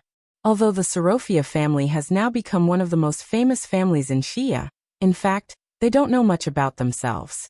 Relying on the bloodline intuition of the Highland Elves, the Tsorofia family achieved great success in business, and was now the richest family in Xia. However, after this trip, the Tsorofia family only knew that their ancestors were Highland Elves. But even so, they still didn't know the position of the Highland Elves in Xia, such as their relationship with the 6 calamities. Yes, this is the duty of the Highland Elves in ancient times and the reason why the gem curse can suppress the 6 calamities. Well, the curse of the Lord of the Dead Tide might not be an accident. In the worst case, not only the Lord of the Dead Tide, but the other 6 calamities might also attack you in the future. On the bed, the black-haired young man told Charlotte the information he had just learned and the analysis he had derived from it. After hearing it, the brown-haired girl was shocked and her expression turned serious. Her eyes flashed, and it was obvious that she had thought of many things that she didn't understand in the past. Now that she heard Luoya's explanation and knew that the Highland Elves' bloodline could suppress the 6 calamities, everything seemed reasonable. However, the girl was also a little confused.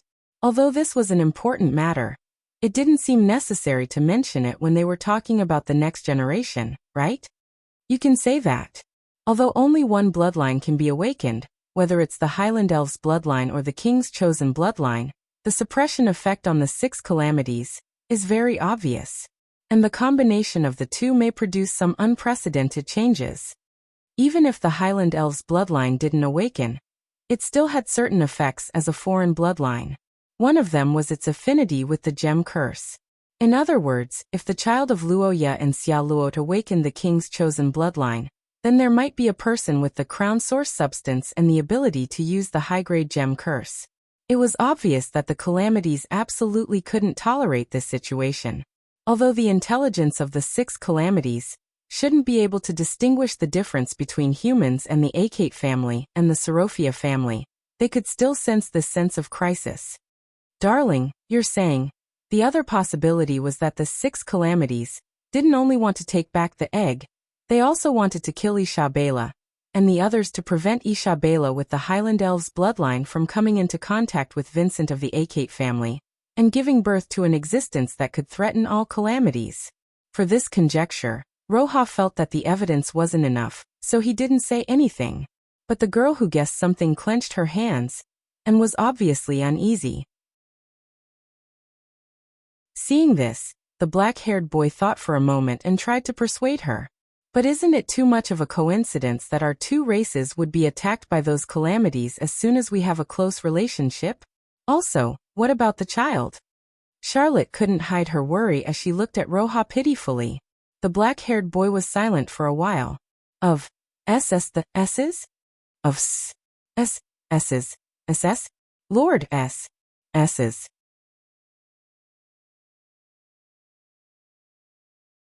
Chapter 505. Whether it was in Luoya's previous life or in Xia's life, the side effects of the potion were one of the important criteria to judge the quality of a potion. Looking at the blushing girl in front of him, Luoya's brain quickly heated up.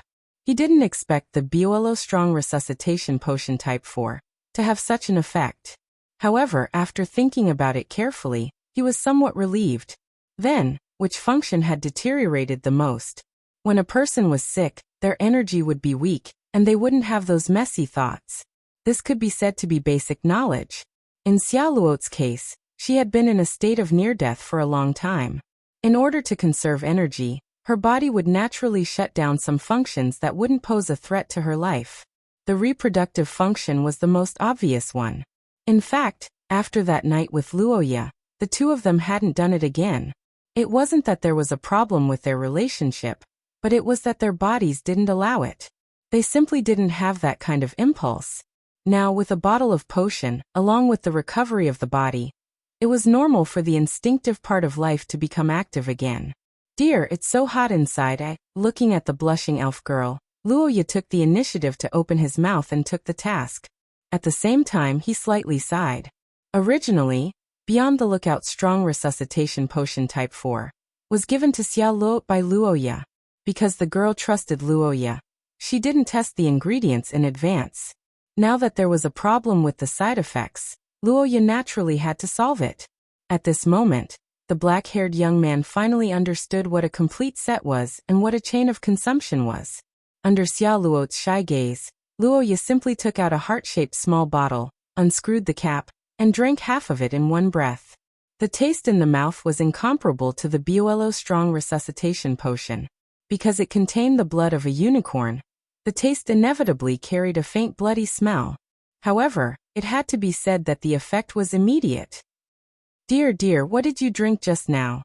The black-haired young man replied with a smile as he looked at the innocent young lady, who didn't know much about potions. Upon hearing this, Xiaoluo blinked and became even more puzzled. Exactly what it means, but it's the antidote for your side effects.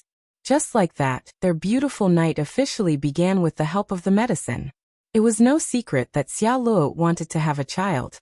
The biggest reason was naturally because she loved Luoya deeply. In addition, it was also because of Kadia's approval. She wanted to have a family and many other factors. However, it had to be said that this matter was not easy. Is there no result this time either? Looking at the girl holding the monitoring curse vessel on the sofa and responding faintly, Luoya fell into silence for a while. Unlike the first time before, after drinking the resuscitation potion, the girl's physical functions recovered. In a short period of time, the operation state was even more intense than usual. The vitality in her body was also far higher than the first time. In theory, the possibility of gaining something in her stomach had greatly increased. For this point, Luoya could only say that the reality could not be changed based on the love between the two. Xiaoluo's physique was probably more difficult to deal with than expected. Her wish might not be realized in a short time. Dear, I'm sorry but you have worked so hard. If it were an ordinary person, I'm afraid you would have succeeded long ago. This is indeed. It's okay. Recently, because the curse power in my body hasn't recovered, the channel between me and the ancient gods has been closed. After a while, I will find Paitila to find a way. Well, that's a very powerful blessing. You are not the only one who is anxious about the child. She is also very anxious. After the initial rescue operation, the bodies of the two were out of danger, and they officially entered the second stage. Experts and scholars from all over Xia began to treat the two in order to recover as soon as possible. For this situation, the consultant on the medical team euphemistically reminded the black-haired boy to restrain himself and focus on physical recuperation for the time being. Luoya was very cooperative. After all, the one who wanted to recover the most was Luoya himself. And the reason was very simple. That was the black cloud that was still outside the window. Crownstone. This was the ability Luoya obtained by absorbing the power of 6 disasters. However, because he was in a bad state when he defeated Lord of the Dead Tide, the boy hadn't absorbed it yet. For Luoya, this was simply a plate of delicious food in front of him. He couldn't eat it. Luoya wanted to absorb the crownstone as soon as possible and avoid direct conflict with these possible enemies. After making this request, the medical team of the Sorofia family changed the previous slow recuperation plan and changed it to a short-term plan to recover a certain amount of strength as soon as possible. With this as the goal, the medical team formed by the Sorofia family began to treat the boy for a short period of time. After receiving full support, Luoya's operation finally began. Strictly speaking, the absorption of the crown stone didn't require Luoya's effort because the system could do it. But even so, the black-haired boy still chose to adhere to the principle of being cautious. Dear, do you really have to go? Even if the monster is dead, the curse is still there. Will it affect your body? Although Xia Luo didn't fight against Lord of the Dead Tide, and didn't even see Luoya's battle, the bloodline of the Highland Elf allowed her to intuitively sense the power of this terrifying disaster.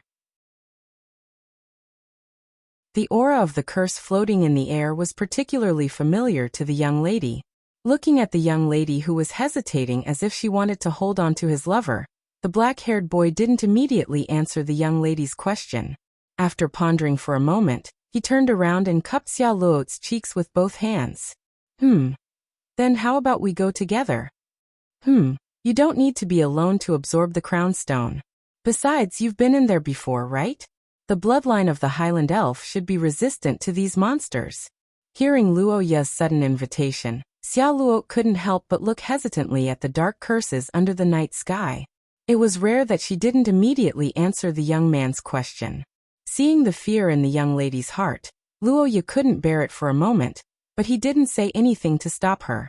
Recently, when he lived with Xia Luo, Luoya noticed that the young lady had some different behaviors from usual. For example, she didn't like to open the window and deliberately didn't look outside. Once Luoya led the young lady to the window, Xia Luo would lean in the young man's arms and intentionally or unintentionally avoid the corpse of Lord of the Dead Tide. Now that Mother Goddess had begun to awaken frequently, the 6 disasters were also activated.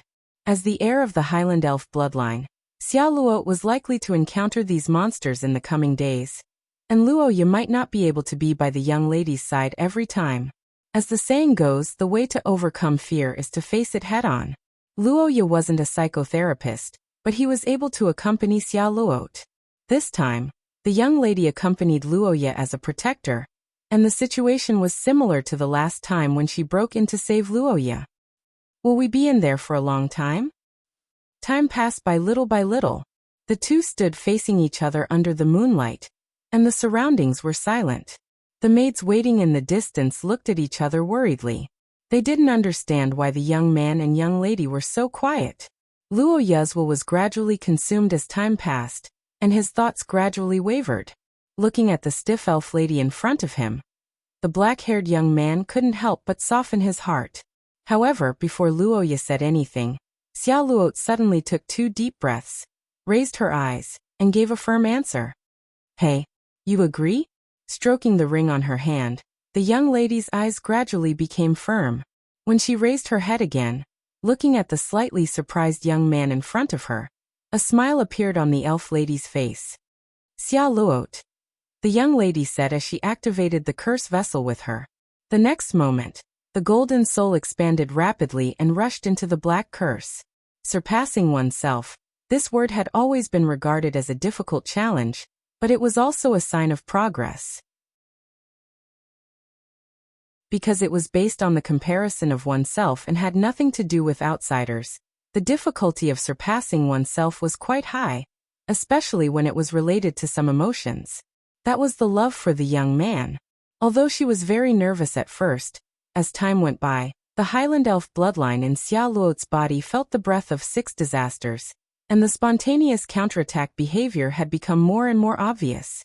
After observing along the way, Luoya, who understood that the young lady had no problem, smiled. Soon after, he stopped at a place with the densest curse and nodded slightly to Xia Luo.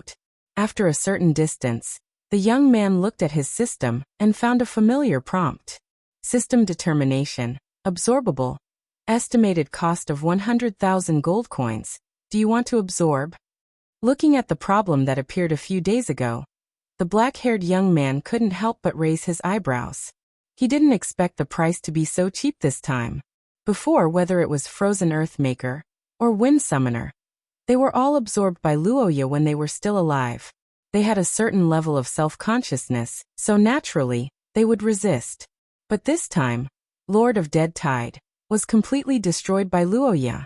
It was equivalent to collecting a corpse, so the price was reasonable. Ding!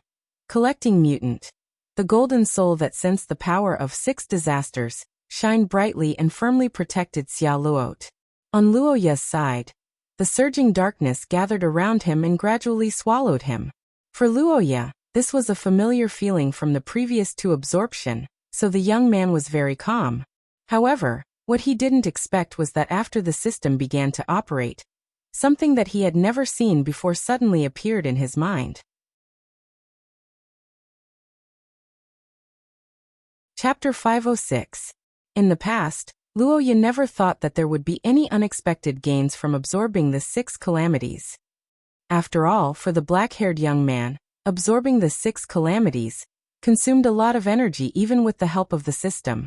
After these 2 experiences, Luoya's expectations for absorbing the crown stone were extremely low.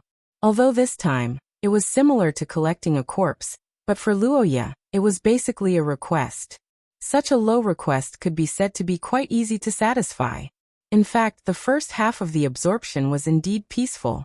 However, what Luoya didn't expect was that when the absorption entered the latter half, some memory fragments that obviously didn't belong to Luoya poured into the young man's mind. "Dear, what's wrong?" The black-haired young man resisted the urge to comfort the worried Xia Luo.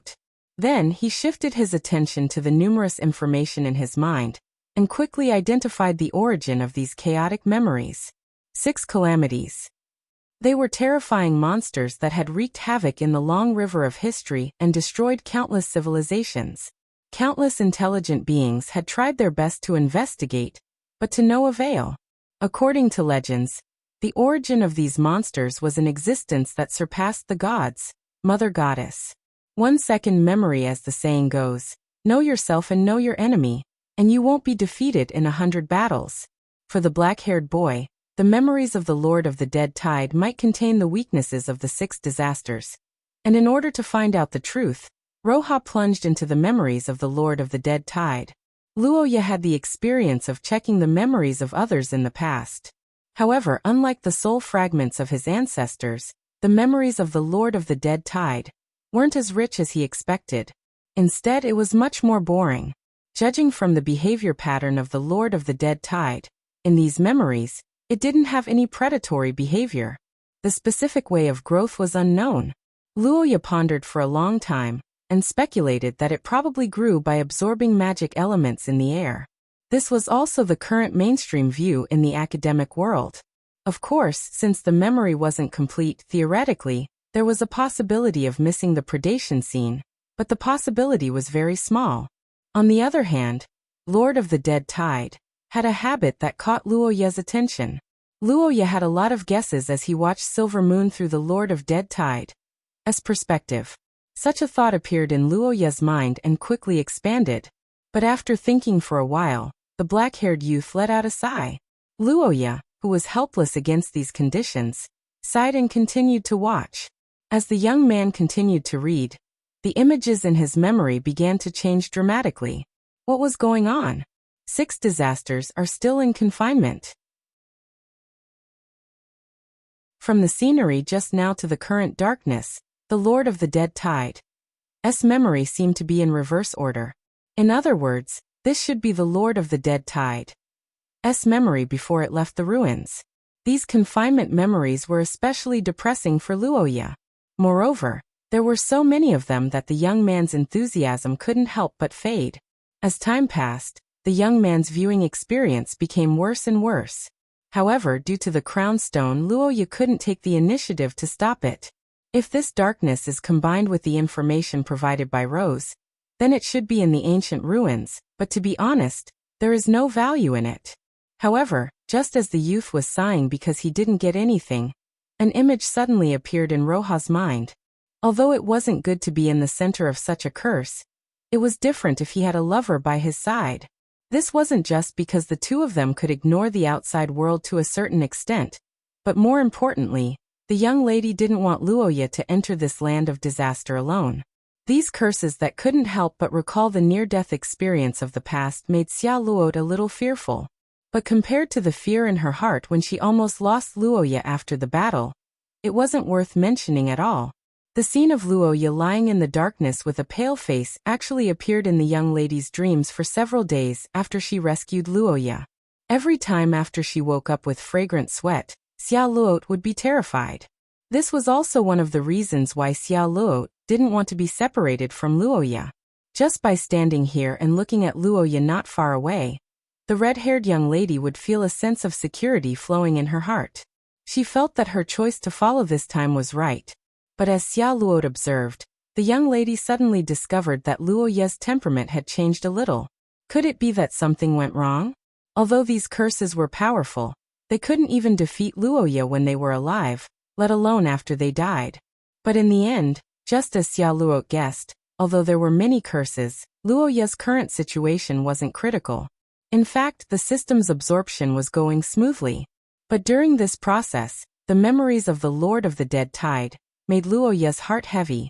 But no matter how surprised he was, he couldn't stop reading. With this thought in mind, the black-haired young man persevered in reading. The passage of time gradually disappeared in Luoya's heart until the system notification sounded again. Crownstone successfully absorbed, generating skill information. When Luoya opened his eyes again, he discovered that the surrounding curses were far weaker than when he first came in. The curses that were so dense that he couldn't even see his own fingers had faded a lot. The sky that he couldn't see was also clear.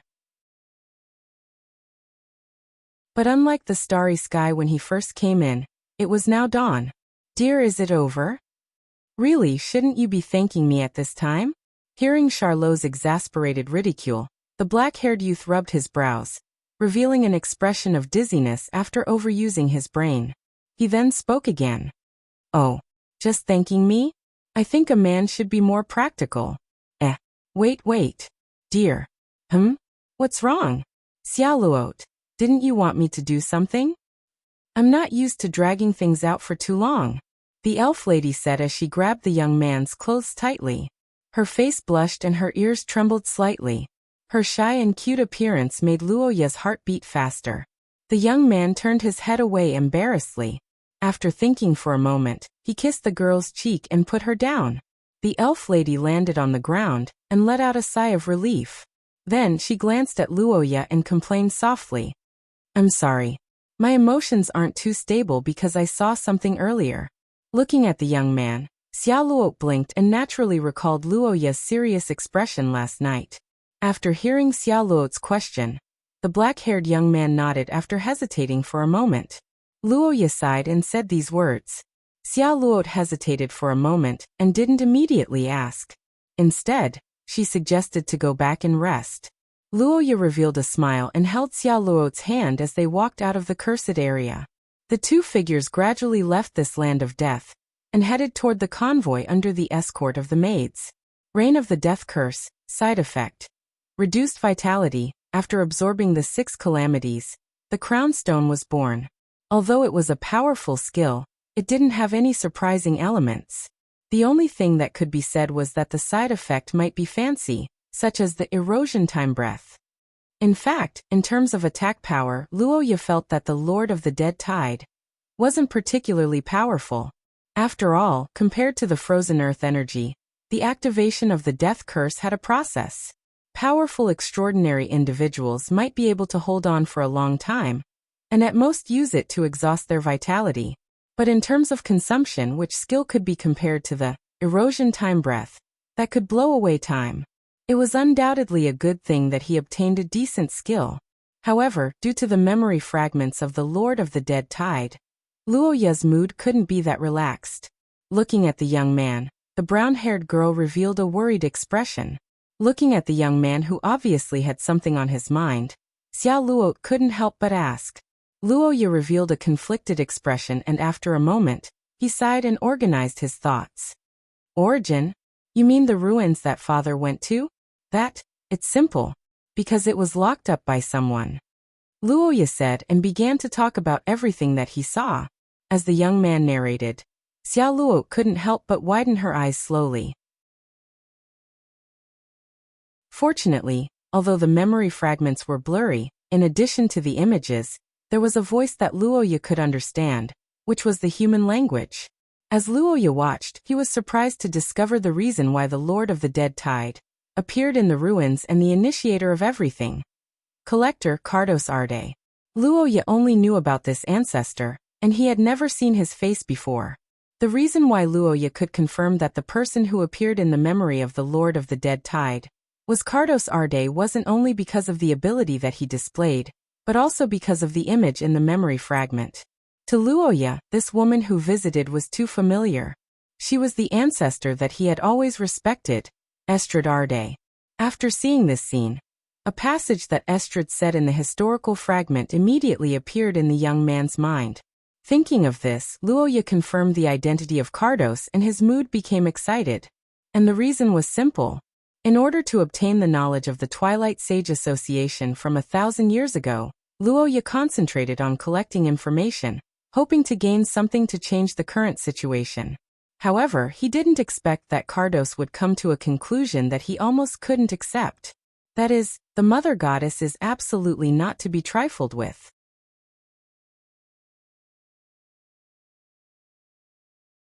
Chapter 507. As the saying goes, everything has a root. There is always a reason for something to happen, and the same goes for the birth of a conclusion. Luoya didn't know the specific situation of the Lord of the Dead Tide at that time, but it should be similar to the Wind Summoner's egg that he obtained before. Its power was sealed in the gem, and separated by a layer of seal, there was naturally little information about the outside world that could be obtained.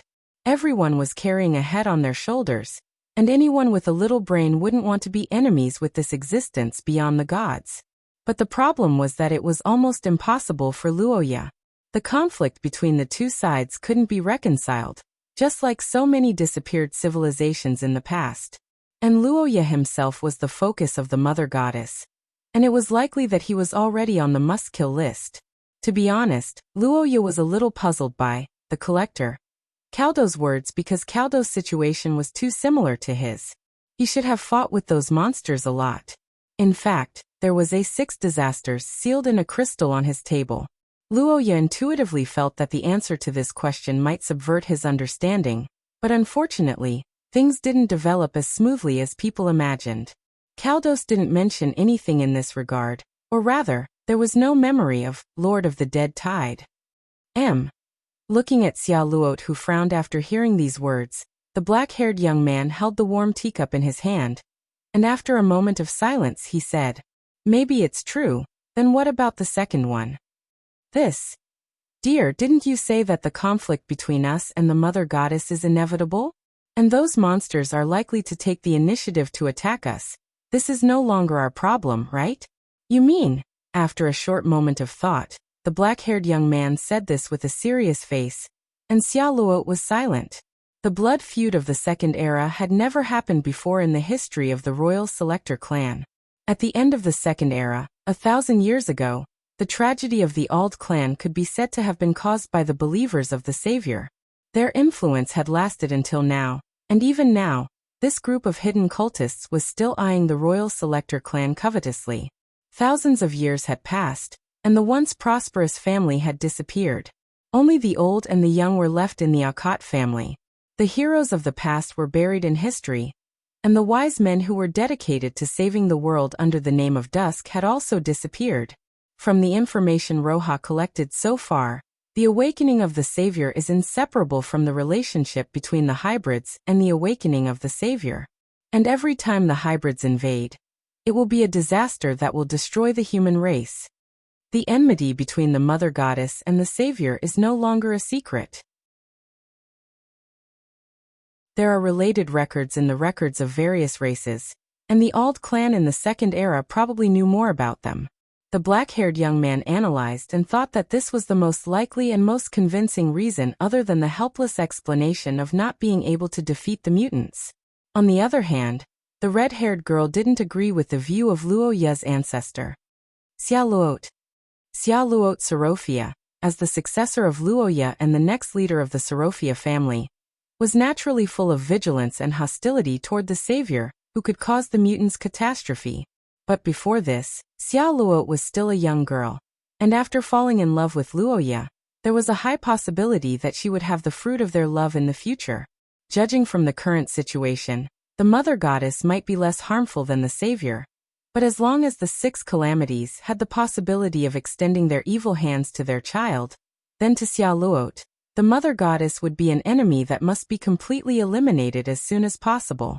Looking back at Xia Luot, who was staring at the young man's cheeks and subconsciously caressing her lower abdomen, Luo Ye couldn't help but feel a little guilty.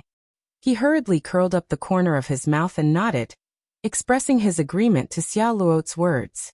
Seeing the black-haired young man's expression, the red-haired girl widened her eyes slightly and asked, "I didn't say from the beginning that we should act according to this plan. Plans need to be adjusted according to the actual situation. And it's not like the older the better. Ancestor Kardos is indeed very powerful to be able to seal an existence like the Lord of the Dead Tide. But this doesn't mean that his plan is perfect. Not to mention anything else, now that the royal family has undergone tremendous changes, the huge family of the past no longer exists, and I'm the only awakened one left. In the situation where the disparity is too great, the threat of the Mother Goddess and the Savior is almost the same, and I can't tolerate you being targeted by those monsters. From the moment those monsters targeted you, we are bound to be in a hostile relationship, not to mention there's the problem of the child." That's a good answer. As a father, you're qualified. Of course, even if you're my dear, I will be angry if you don't consider the child. No, I'm not. Feeling each other's body temperature and heartbeat for a long time, the two finally separated slowly. The black-haired young man recalled the conversation between the two and couldn't help but feel a little curious. After hesitating for a moment, Luo Ye looked at the red-haired girl and asked, "If that's the case, I will definitely ignore you for the next few days until my dear changes her mind." Bed. There's no need to separate the bed. It's been so long. Although I will be angry, I won't break the agreement, and my dear, your body is not stable now. And if there's any relapse, it will be troublesome. Looking at the girl who blushed and found all kinds of excuses, Luo Ye's eyes widened slightly. For a moment he felt a little touched, and after putting down his worries, the tiredness of browsing, Lord of the Dead Tide, for a night finally hit at this moment. "Well, it's a little." Seeing Luo Ye rubbing his eyes, Xia Luot said so, and her face showed a little sleepiness. Seeing this, the young man held Xia Luot's hand and returned to the bedroom, hugging each other on the bed. Due to the Lord of the Dead Tide's corpse, the concentration of the curse was unprecedentedly high, and it was seeping in all directions. The experts and scholars of Rosset were very worried, and they had organized several cleanup operations, but the results were not good. Xia didn't have a Natural Environment Protection Association, and the people of Rosetta weren't environmental pioneers. The reason why these experts were so anxious was that although in theory, this place didn't belong to any country, in fact, there was a river that connected to the eastern region of the Rosetta Commercial United Nations. With such a large poison bomb placed next to the pillow, the Sorofia family naturally couldn't sit still. Fortunately, everything was resolved when Luo Yu absorbed the crown stone. However, what puzzled the experts and scholars was that after Luo Yu used some unknown method to greatly reduce the curse, the order to evacuate was suddenly issued. One of the reasons for this was that the land contaminated by Lord of the Dead Tide had turned into a land of death, and it was useless to clean it up. The other reason was for safety. In addition to the possible threat of the 6 disasters, this place was also the place where the Saint Heroes Assembly appeared and fought with the elites of the Sorofia family. Although these evil cultists disappeared after Lord of the Dead Tide was eliminated, it was obviously not a wise move to stay here. Rabbits would bite people if they were cornered, and no one knew what evil cultists would do if they were cornered. Luo Yu didn't have the leisure to fight with them, so it was better to leave as soon as possible.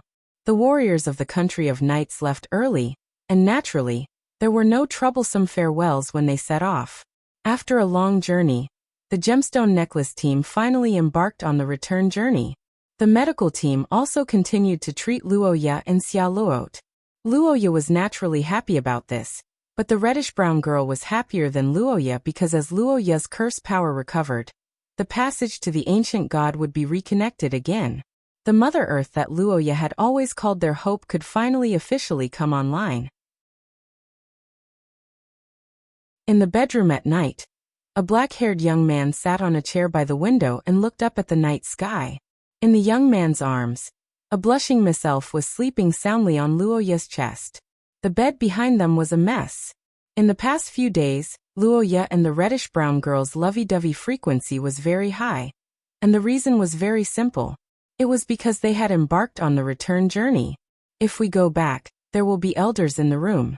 It's too embarrassing to stay in the same room. Luo Yu expressed his understanding of Xia Luot's situation. Just like a rebound, the two's entanglement became more frequent and intense. In the process, Luo Yu's physical condition wasn't as good as before. Fortunately, with the help of Cupid's kiss, he successfully maintained the absolute advantage. Caressing the reddish-brown hair of Miss Elf in his arms, the young man revealed a gentle smile on his face. In his mind, he was thinking about the recent conversation with Xia Luot. In the fragmented memory of Lord of the Dead Tide, Estrella wasn't the only visitor. Before Estrella's memory, many people had visited Caldos. Many of them were members of the Twilight Sage Association, who were obviously of foreign bloodlines. And the one who left the deepest impression on this disaster monster was one of them. After listening carefully, Luo Yu was sure that the two were talking about the savior according to the sporadic words in the conversation.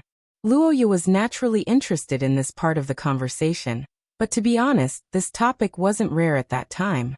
However, Luo Yu didn't expect to hear a familiar name in the conversation. Gulandair.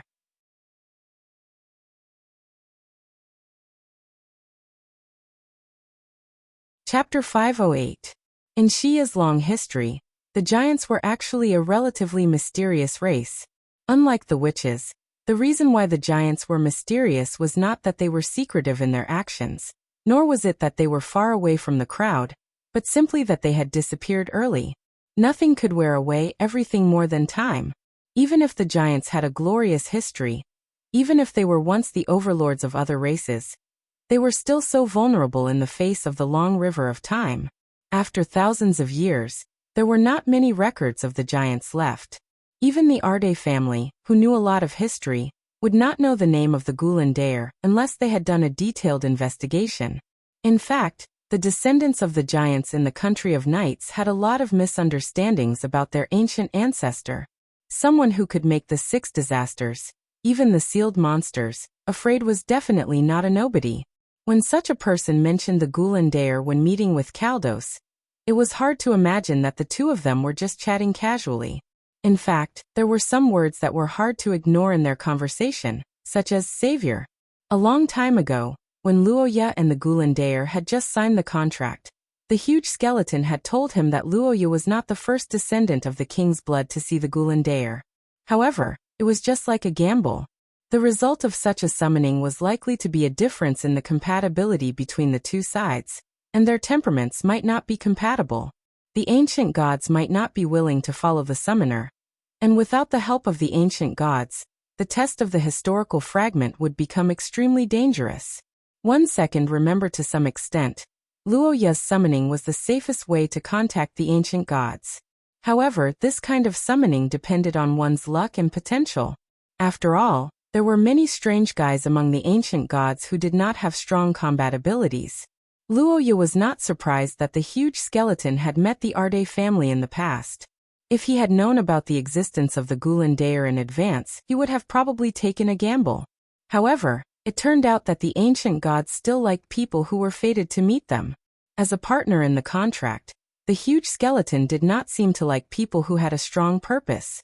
However, combined with the memory of the Lord of the Dead Tide that Luo Ye saw this time, the black-haired young man began to have a lot of guesses in his mind.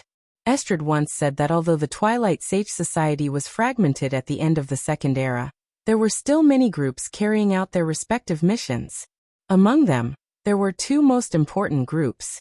One was the group led by the collector Kaldos against the Six Disasters, and the other was the alliance between Carolyn and the royal family of the ancient Austin Empire. 1,000 years ago, the Arde family was still a big family. Although the conversation between the family members was not arrogant, those with lower status would consciously abide by the etiquette of the nobles, so they would be more polite. This was the result of the difference in status between the two sides. A few years ago, Luo Ye had received information from the Phantom of Royakat.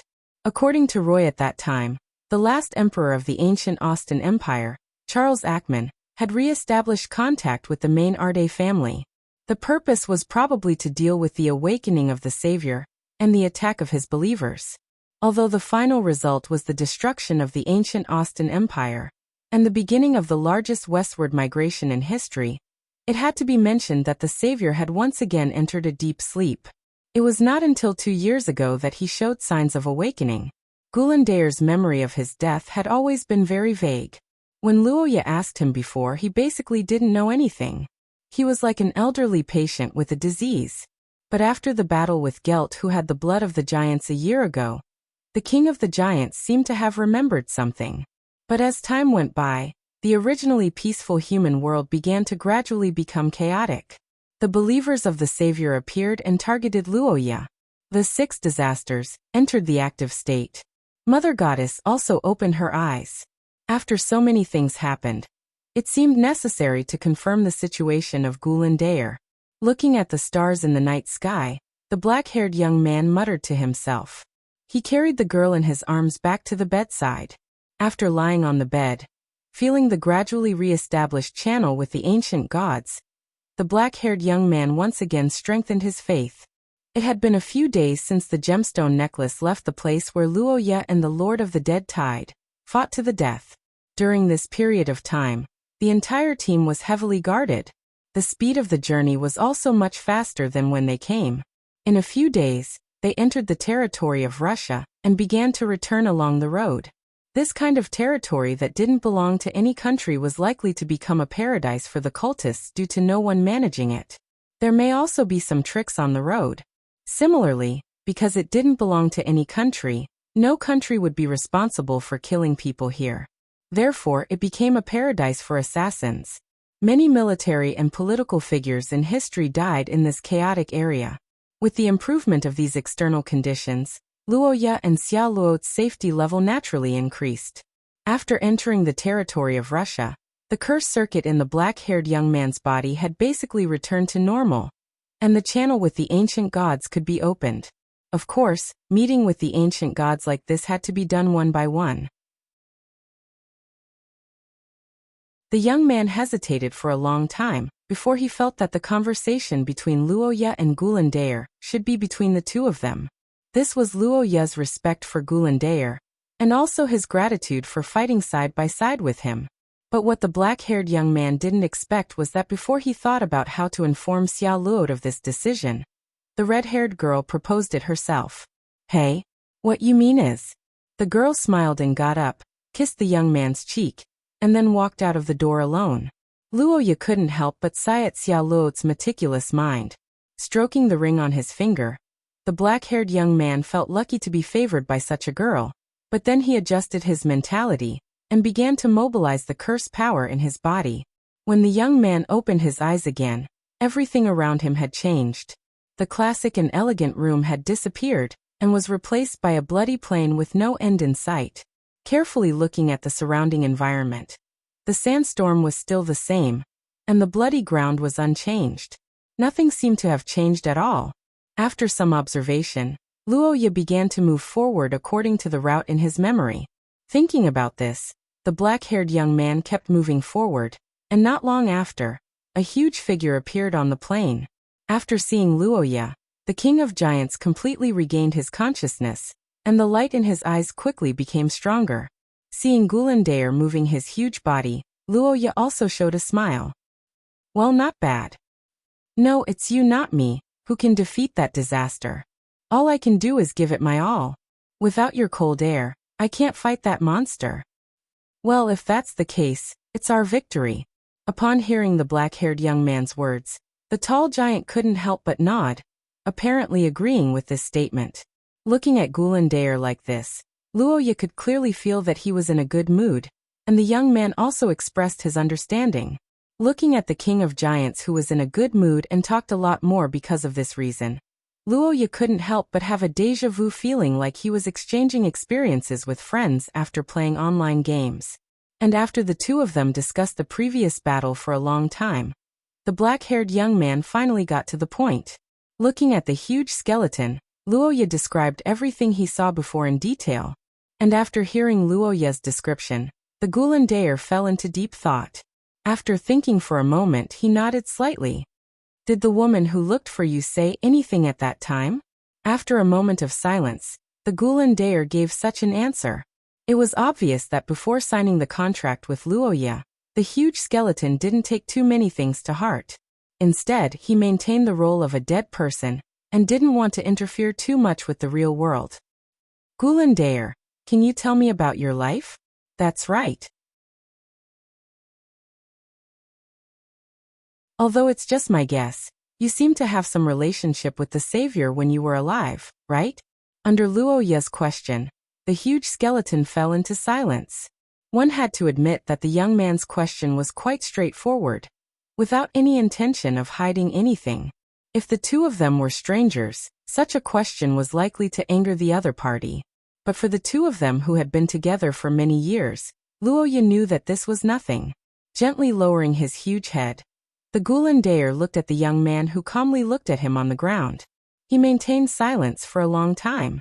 The light in his eyes flickered as if he was recalling the secret that had long been buried in time. After a long time, the giant finally spoke slowly.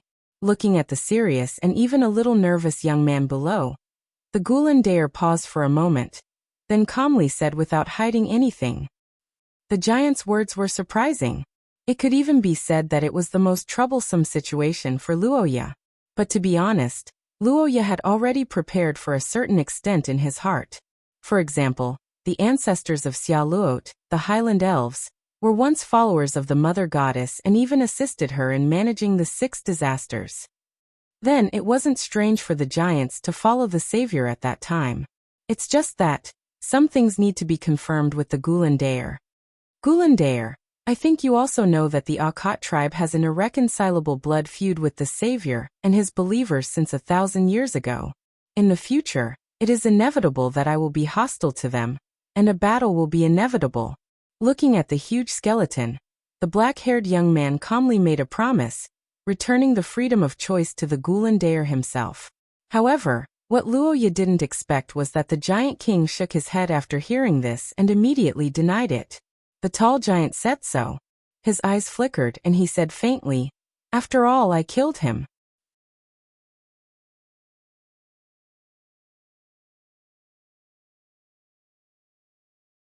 Chapter 509. What do you mean by twists and turns? Before coming here, Luoya had some mental preparation for the Gulandair's possible answer. However, it turned out that plans could not keep up with changes. A second ago, Luoya was still worried about whether the huge skeleton would join the battle, and the next second, the Gulandair directly threw out a shocking answer. Looking up at the tall giant under the setting sun, Luoya's golden eyes widened.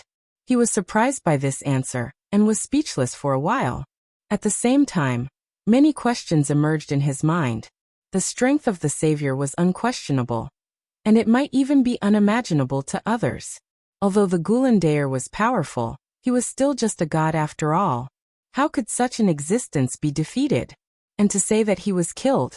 This was obviously impossible because even at this moment, the savior was still alive and affecting the world.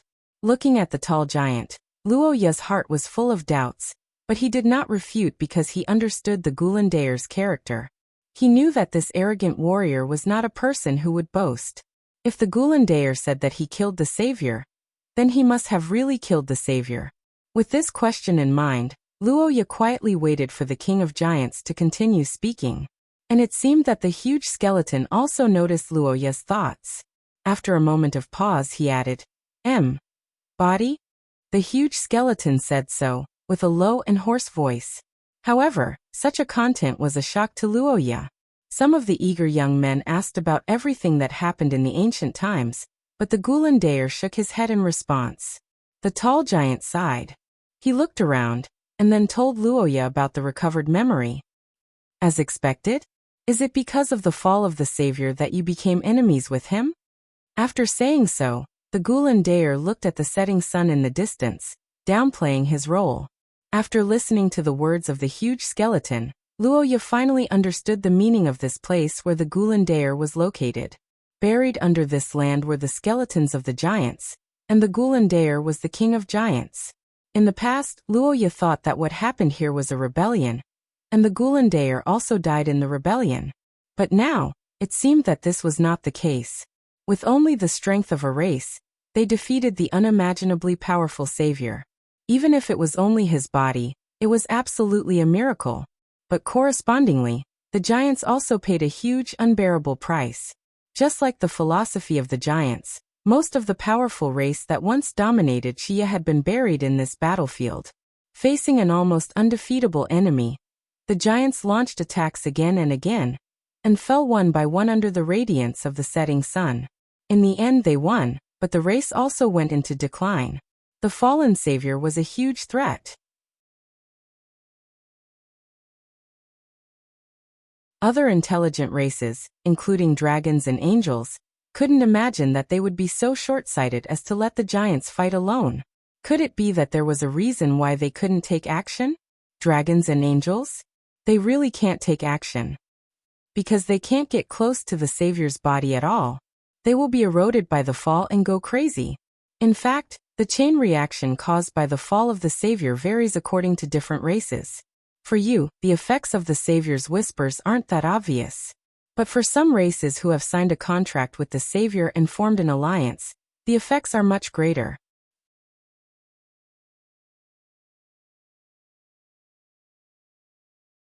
Chapter 510. How different were the humans in Xia and Luoya's previous life? Although the people of Xia were affected by the magic element, at most, the color of their hair was a little different. Some of the transcendents had a more perfect figure and appearance due to physical mutation or special bloodline. Other than that, there was not much difference, especially when they were just born. Both sides were basically the same. No wonder Xia Luo became more and more beautiful, and her temperament became more and more noble as time passed. It was because the bloodline in her body was more and more similar to that of a highland elf. In Luoya's previous life, the process of pregnancy was the combination of sperm and ovum, forming a fertilized egg and developing into an embryo. Although there was magic elements in this world, no matter how hard people trained, they wouldn't be able to reach the ovum, right? From a scientific point of view, although the success rate of this kind of thing was different from 10 consecutive times, the difference wasn't that big. There was no need to do something like 10 consecutive times. Besides 10 consecutive times, do you think I'm a horse? Indeed, for a normal couple, one time is enough. More than that won't be of much use, but you're different. I asked him to do it more, not because the success rate would increase, but to stimulate my blessings. Hearing Peitila's words, the black-haired boy widened his eyes. He didn't understand why blessings were related to this. Seeing Luoya's reaction, Peitila showed a helpless smile and explained. 10 years. What did 10 years mean?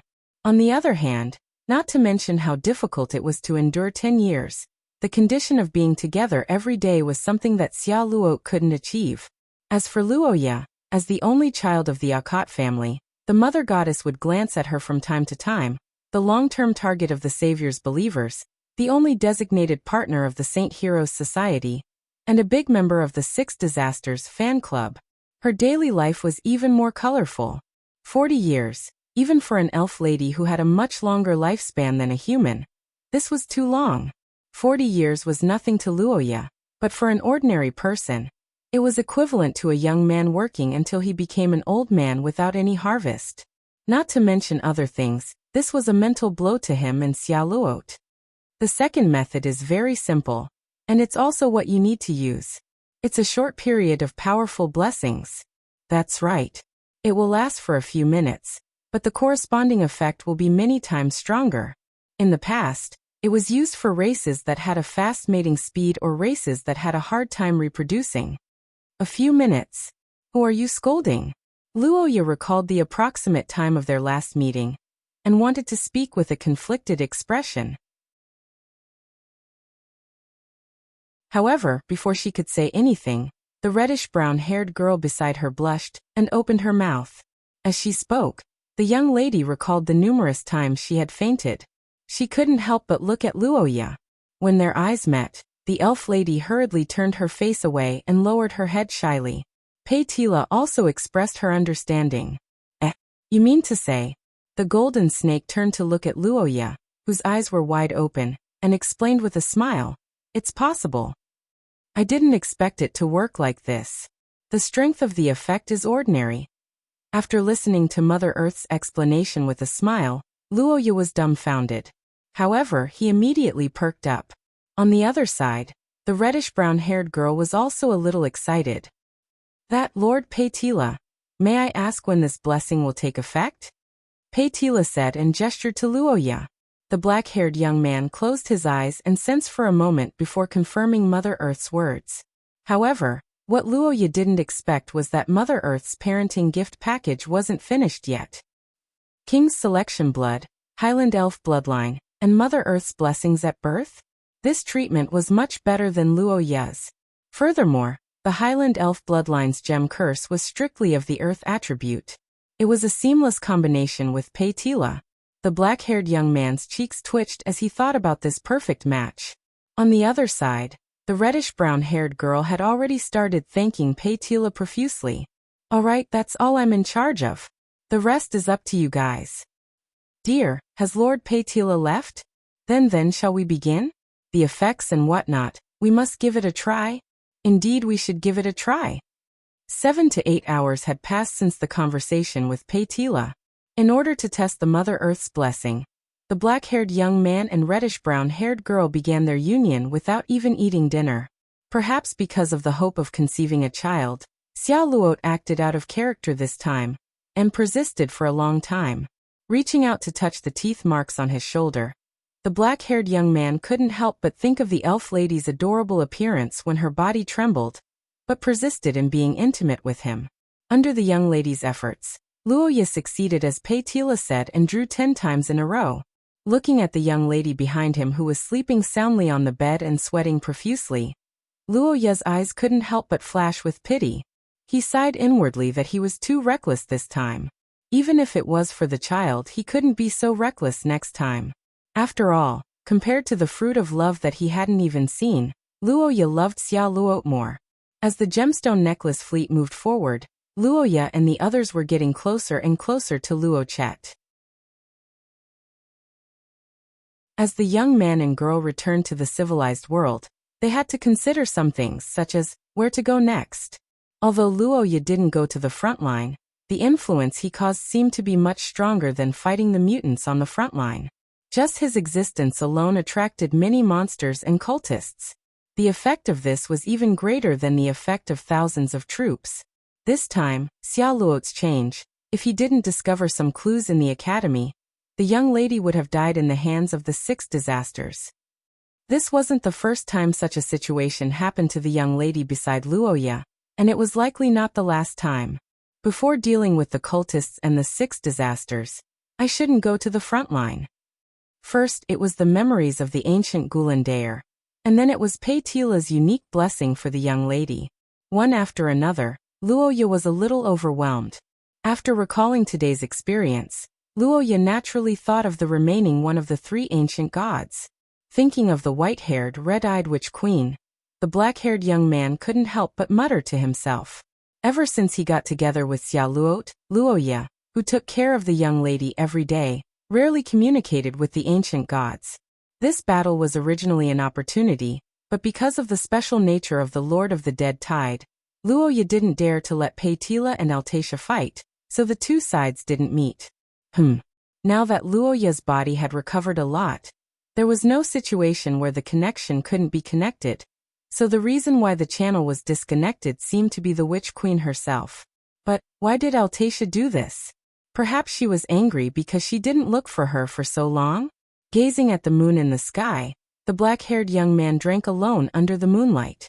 Thousands of miles away in Akot territory, under the same moonlight, the silver-haired young lady was reading the letter in Luoya's room. Annihilating the 6 disasters was no doubt a matter that could greatly inspire people and should be publicized on a large scale. Reading such a letter, the silver-haired young lady couldn't hide her excitement. But unlike the others, the young lady's excitement didn't come from the honor that belonged to the Akot family, but also from another reason. Saying so, the young lady stood up, looked at the maid beside her, and ordered without hesitation, "Let's go. Let's go to Rose." You're tuning in to the Li Mei's Wuxia Whispers YouTube channel. We're so grateful for your support, and don't forget to subscribe to join us on this incredible journey through captivating stories. Your generosity through donations truly makes a world of difference, as it's the primary source of revenue that allows me to expand and enhance this channel for you. Thank you from the bottom of my heart for being a part of this adventure.